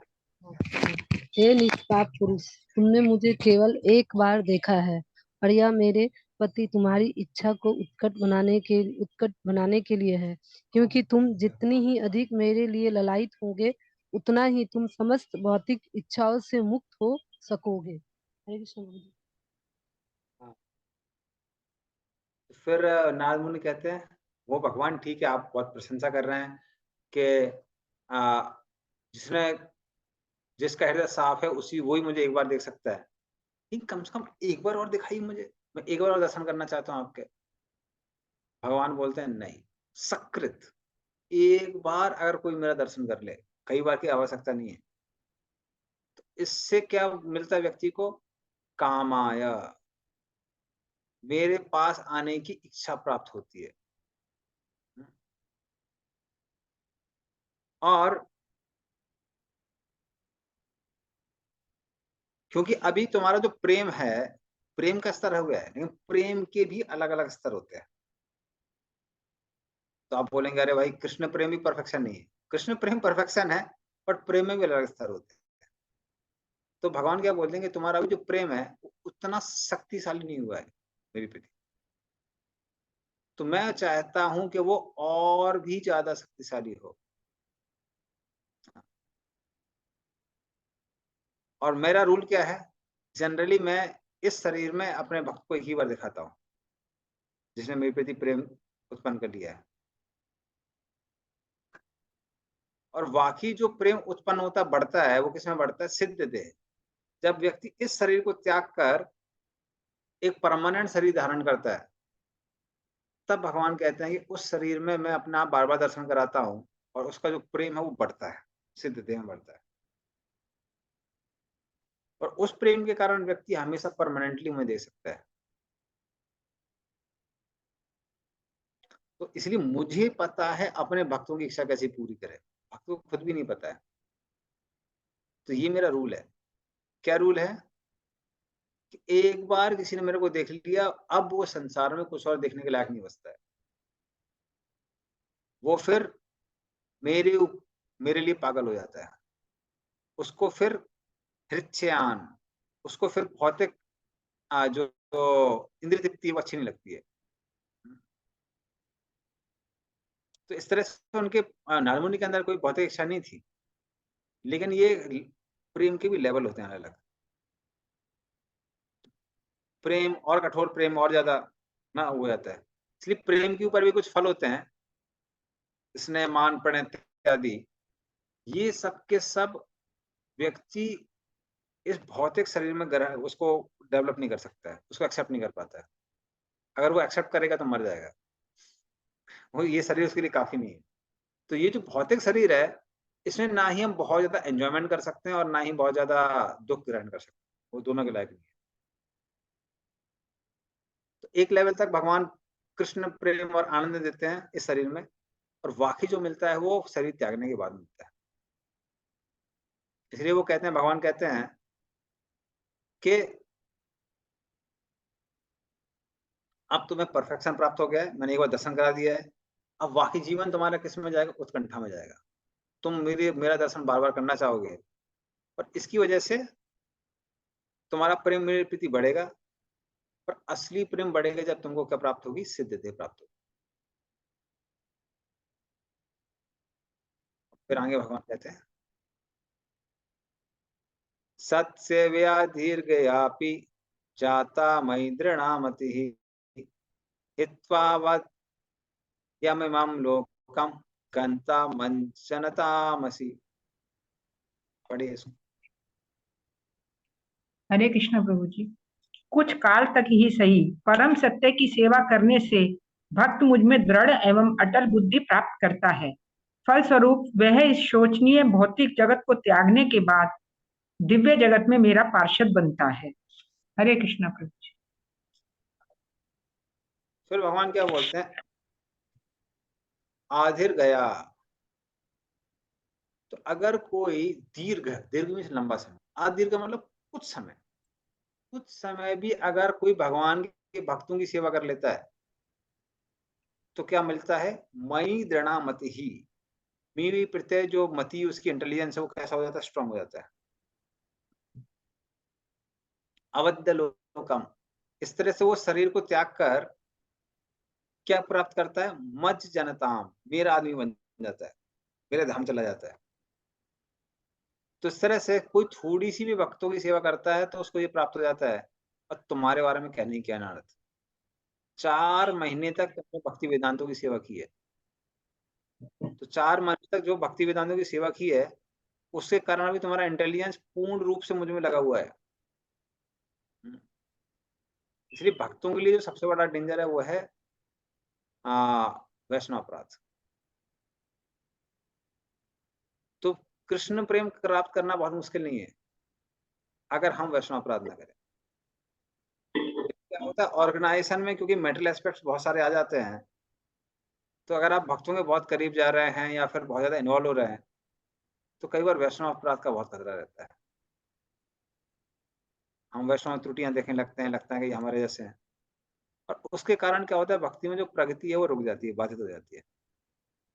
तो ये भक्तों के जीवन में बहुत बड़ा डेंजर है। वरना भक्तों की थोड़ी सी सेवा पर्याप्त होती है एक स्पिरिचुअल इंटेलिजेंस देने के लिए। बोलिए सुमना गौरंग माता। तो वो भक्ति वेदांत का अर्थ क्या होता है? जिन्होंने वेदांत वेदों के सार को जान लिया उसको भक्ति वेदांत बोलते हैं। प्रभुपाद को भी भक्ति वेदांत स्वामी क्यों कहते हैं? हाँ हाँ, वही कुछ। जिन्होंने वेदों का अंत, जो कि उन्होंने लिखा है, किसने? व्यासदेव ने। तो उसको, उसका ज्ञान जिसको है, और वो है भक्ति, तो भक्ति वेदांत। मतलब वेदों का अंत, मतलब वेद जिन्होंने पूरे कंप्लीट कर दिए हैं, तो क्या? वेदांत सूत्र किसने लिखे हैं? व्यासदेव ने लिखे हैं। तो व्यासदेव के 5 शिष्य थे, उन्होंने वेदों का व्याख्या करके 5 दर्शन लिखने के लिए बोले। तो सांख्य, योग, वैशेषिका और फिर मीमांसा, तो ये सारे के सारे जो 5 थे, तो उन सब ने 5 लिखे और फिर उसका खंडन किया है किसने? व्यासदेव ने अपने वेदांत सूत्र में। और वेदांत सूत्र में उस सबका कंक्लूजन लिखा हुआ है। और उस कंक्लूजन को हम अच्छे से समझ सकते हैं अगर हम क्या पढ़ते हैं श्रीमद् भागवतम। श्रीमद् भागवतम वेद व्यास की कमेंट्री है वेदांत सूत्रों पे, और श्रीमद् भागवतम का सार क्या है? भक्ति। तो जो इसको समझ जाता है उसको हम लोग भक्ति वेदांत कहते हैं। इसलिए श्रीमद् भागवतम आप कंप्लीट कर लेंगे तो डिग्री मिलती है भक्ति वेदांत डिग्री। तो इसलिए इस में भक्ति वेदांत एक उपाधि है क्या? एक उपाधि भी होती है क्या? हाँ जी, हाँ जी, उपाधि में भक्त लोग देते हैं उसको उपाधि। अगर आप भागवतम की स्टडी कंप्लीट कर लेते हैं तो भक्ति वेदांत कहलाता है। प्रभु अभी जैसे ही जोर ने जयप्रताप स्वामी महाराज को भी शायद जी हाँ जी, मेरा भी चल रहा है 11th कैंटो चल रहा है अभी, गौरांग दर्शन प्रभु दे रहे हैं, होपफुली हरि बोल, हरि बोल प्रभु, हरि बोल। ये माते, हाँ माते म्यूटेड है। प्रभु जी, हम लोग जब भक्ति में आते हैं तो शुरू से हम लोग को बार बार ये ऐसा डायरेक्शन दिया जाता है कि धाम में भी अकेले नहीं जाना चाहिए, भक्तों के संग जाना चाहिए। तो भक्त भी तो एक तरह से धाम ही है। तो इसीलिए क्या ज्यादा जैसे मंदिर में जाना और बहुत मतलब जाना चाहिए, सेवा करनी चाहिए, लेकिन बहुत ज्यादा अननेसेसरीली इन्वॉल्व होने से अपराध होने के चांसेस होते हैं ना प्रभु जी? एक्चुअली क्या है, जब हम लोग क्लोज आते हैं भक्तों के, तो ये कोई रूल नहीं है, बट पर्सनली मैं अपनी लाइफ में अप्लाई कर रहा हूँ अभी। वो ये है कि जितना हम लोग बिना अपराध किए हुए, अपराध करने का मतलब क्या है? आध्यात्मिक चीजों को जब भौतिक दृष्टि से देखने लगते हैं उसको अपराध करते हैं।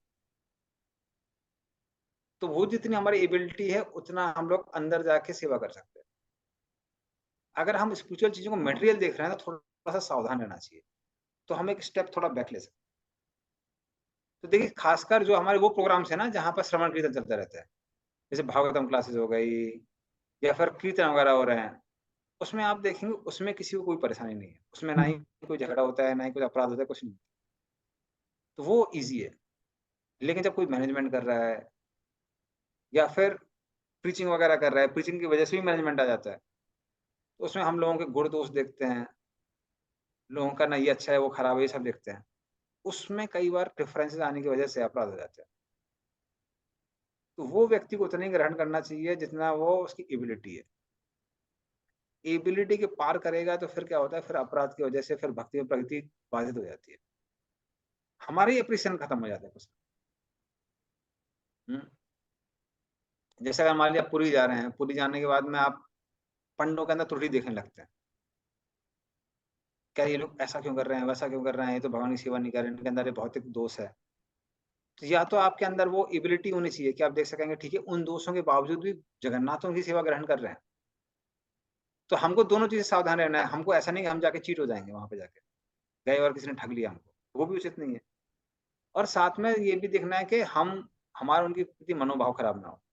अगर हमारा मनोभाव खराब हो जाएगा तो क्या होगा, फिर अगली बार से हम मंदिर में जाएंगे तो ध्यान भगवान के दर्शन पे नहीं रहेगा, त्रुटियों पर रहेगा। तो वो उसकी वजह से जो भगवान के प्रति एप्रिसिएशन है वो कैसा हो जाता है, वो कम हो जाता है। तो वो एक्सपर्टीज जो डेवलप कर लेता है उसको मध्यम अधिकारी कहते हैं। जब तक हम उस मध्यम अधिकारी के लेवल पे नहीं है, मध्यम अधिकारी बड़ी रेंज है, बहुत बड़ी रेंज है। जब तक हम उस रेंज को पार नहीं कर जाते हैं तब तक हमको काफी सावधान रहना पड़ता है। तो उतना ही चीजों को ग्रहण करें जितना हम प्रगति कर सकें, प्रगति में सहायक हो, उतना ज्यादा ग्रहण न करें कि बोला प्रगति ही खत्म है। So that expertise required. Thank you, Prabhuji.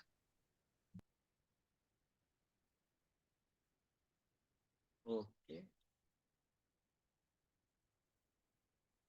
हरे कृष्णा प्रभु। प्रभु एक बार सील, जो सील प्रभुपाद बोलते हैं, एक बार शायद माता जी ने पूछा था सील वर्ड का, एक बार उसका मीनिंग फिर से बता।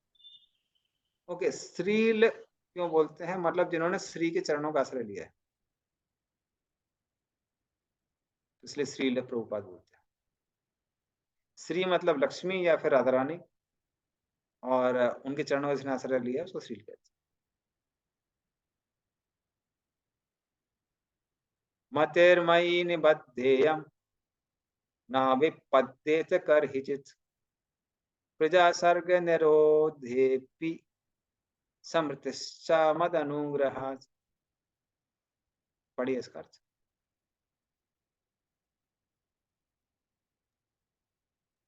मेरी भक्ति में लगी हुई बुद्धि कभी भी विच्छिन्न नहीं होती, यहाँ तक कि सृष्टि काल के साथ ही साथ संहार के समय भी मेरे अनुग्रह से तुम्हारी स्मृति बनी रहे। अब भगवान को मालूम था कि कुछ समय बाद क्या आने वाला है, प्रलय आने वाला है, इसलिए भगवान बोलते तुम चिंता मत करो नारद मुनि, अभी तुमको परफेक्शन प्राप्त हो गया, मेरा एक बार दर्शन प्राप्त हो गया, क्योंकि तुम ऑलरेडी परफेक्शन प्राप्त कर सके हो। अब तुमको सिर्फ वेट करना है। किसका वेट करना है? जब ये शरीर नष्ट हो जाएगा तो प्रलय काल के समय तुम्हारा शरीर चला जाएगा, जब प्रलय होगा। लेकिन जो तुम्हारी मति है, मतिर्मयि निबद्धेयम, वो हमेशा मुझ में ही बनी रहेगी, बंधी रहेगी। तुम्हारी जो बुद्धि है, मति है, वो मुझसे अलग नहीं होने वाली है। इसलिए कल्प के अंत में जब तुम शरीर को त्यागोगे तब मुझे भूलोगे नहीं। तो तुमको परफेक्शन अभी प्राप्त हो गया है, अब बस शरीर त्यागने का वेट करना है बस। इस तरह से भगवान उनको एंकरेज करते हैं, आदमी कहते हैं कि ज्यादा टेंशन में मत लो, परफेक्शन प्राप्त हो गया, जस्ट वेट करो, वेट करने के लिए। ओके, और ये उसका भी आंसर है जब वो, क्योंकि व्यास देव नारद मुनि से पूछ रहे थे ऐसा कैसे है कि हमको याद नहीं रहती पूर्व जन्म की चीजें, आपको याद है? उसका उत्तर ये है कि भगवान ने बोला कि आपको याद रहेगा, इसलिए याद है। तो नॉर्मली ऐसा नहीं होता है, बट इस केस में ऐसा हो रहा था। एतावत् उक्त्वा परम तन्महत् भूतम नभो लिंग लिंगमीश्वरम अहम च तस्मै महता महीयसे शीर्षावनावम विदिते अनुकंपितः। पढ़िए इसका अर्थ। तब शब्द से व्यक्त तथा नेत्रों से अदृश्य उन नितांत आश्चर्य में परम पुरुष ने बोलना बंद कर दिया। मैंने कृतज्ञता का अनुभव करते हुए शीश झुकाकर उन्हें प्रणाम किया। हरे कृष्ण। इस तरह से आदेश देने के बाद वो कैसे हो जाते हैं? अब शांत हो जाते हैं। महदद्भुता, महदभूता, महदभूता भगवान को भी कहते हैं, यहाँ लिखा है महदभूतम। तो ऋग्वेद में उनको इसलिए ऐसा कहते हैं क्योंकि भगवान की सांस से क्या निकले हैं? वेद और उपनिषद निकले हुए हैं। तो उन्होंने क्या किया? भगवान ने मुझे आशीर्वाद दिया क्योंकि मैं दासी का पुत्र था, और लेकिन वो अलिंगम, अब भगवान दिखाई नहीं पड़ते, उनका रूप नहीं दिख रहा था, अब भगवान अदृश्य हो जाते। और तब से मैं क्या करने लगा, एक बार भगवान से इंस्ट्रक्शन प्राप्त हो गए, भगवान अदृश्य हो गए, तो ये आप मेरे पीछे पीछे रिपीट कर सकते। नामानि अनन्तस्य हत्रिपा पठन् नामानि पठन्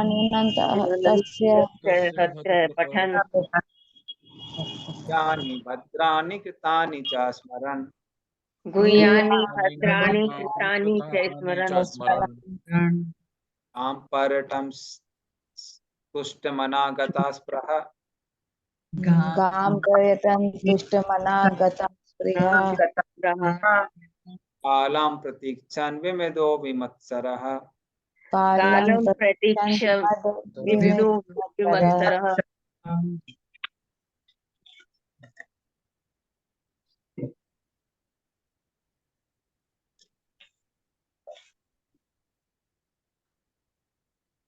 इस प्रकार भौतिक जगत की समस्त औपचारिकताओं की उपेक्षा करते हुए मैं बारंबार भगवान के पवित्र नाम तथा यश का कीर्तन करने लगा। भगवान की दिव्य लीलाओं का ऐसा कीर्तन एवं स्मरण कल्याणकारी होता है।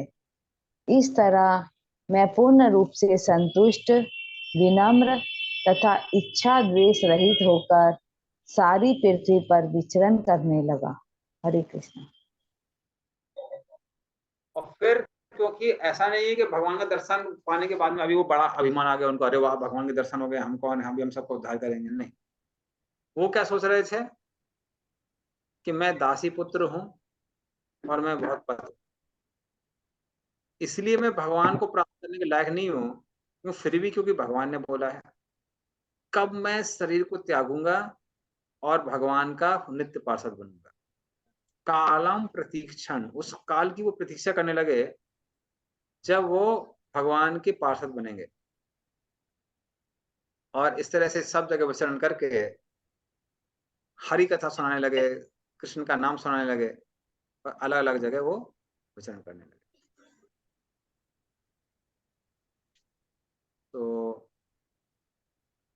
इस तरह से वो विचरण करने लगे और उसके बाद क्या होता है वो हम लोग नेक्स्ट टाइम डिस्कस करेंगे। अभी हम लोग क्या करते हैं, सिर्फ 2 मिनट बचे हुए हैं।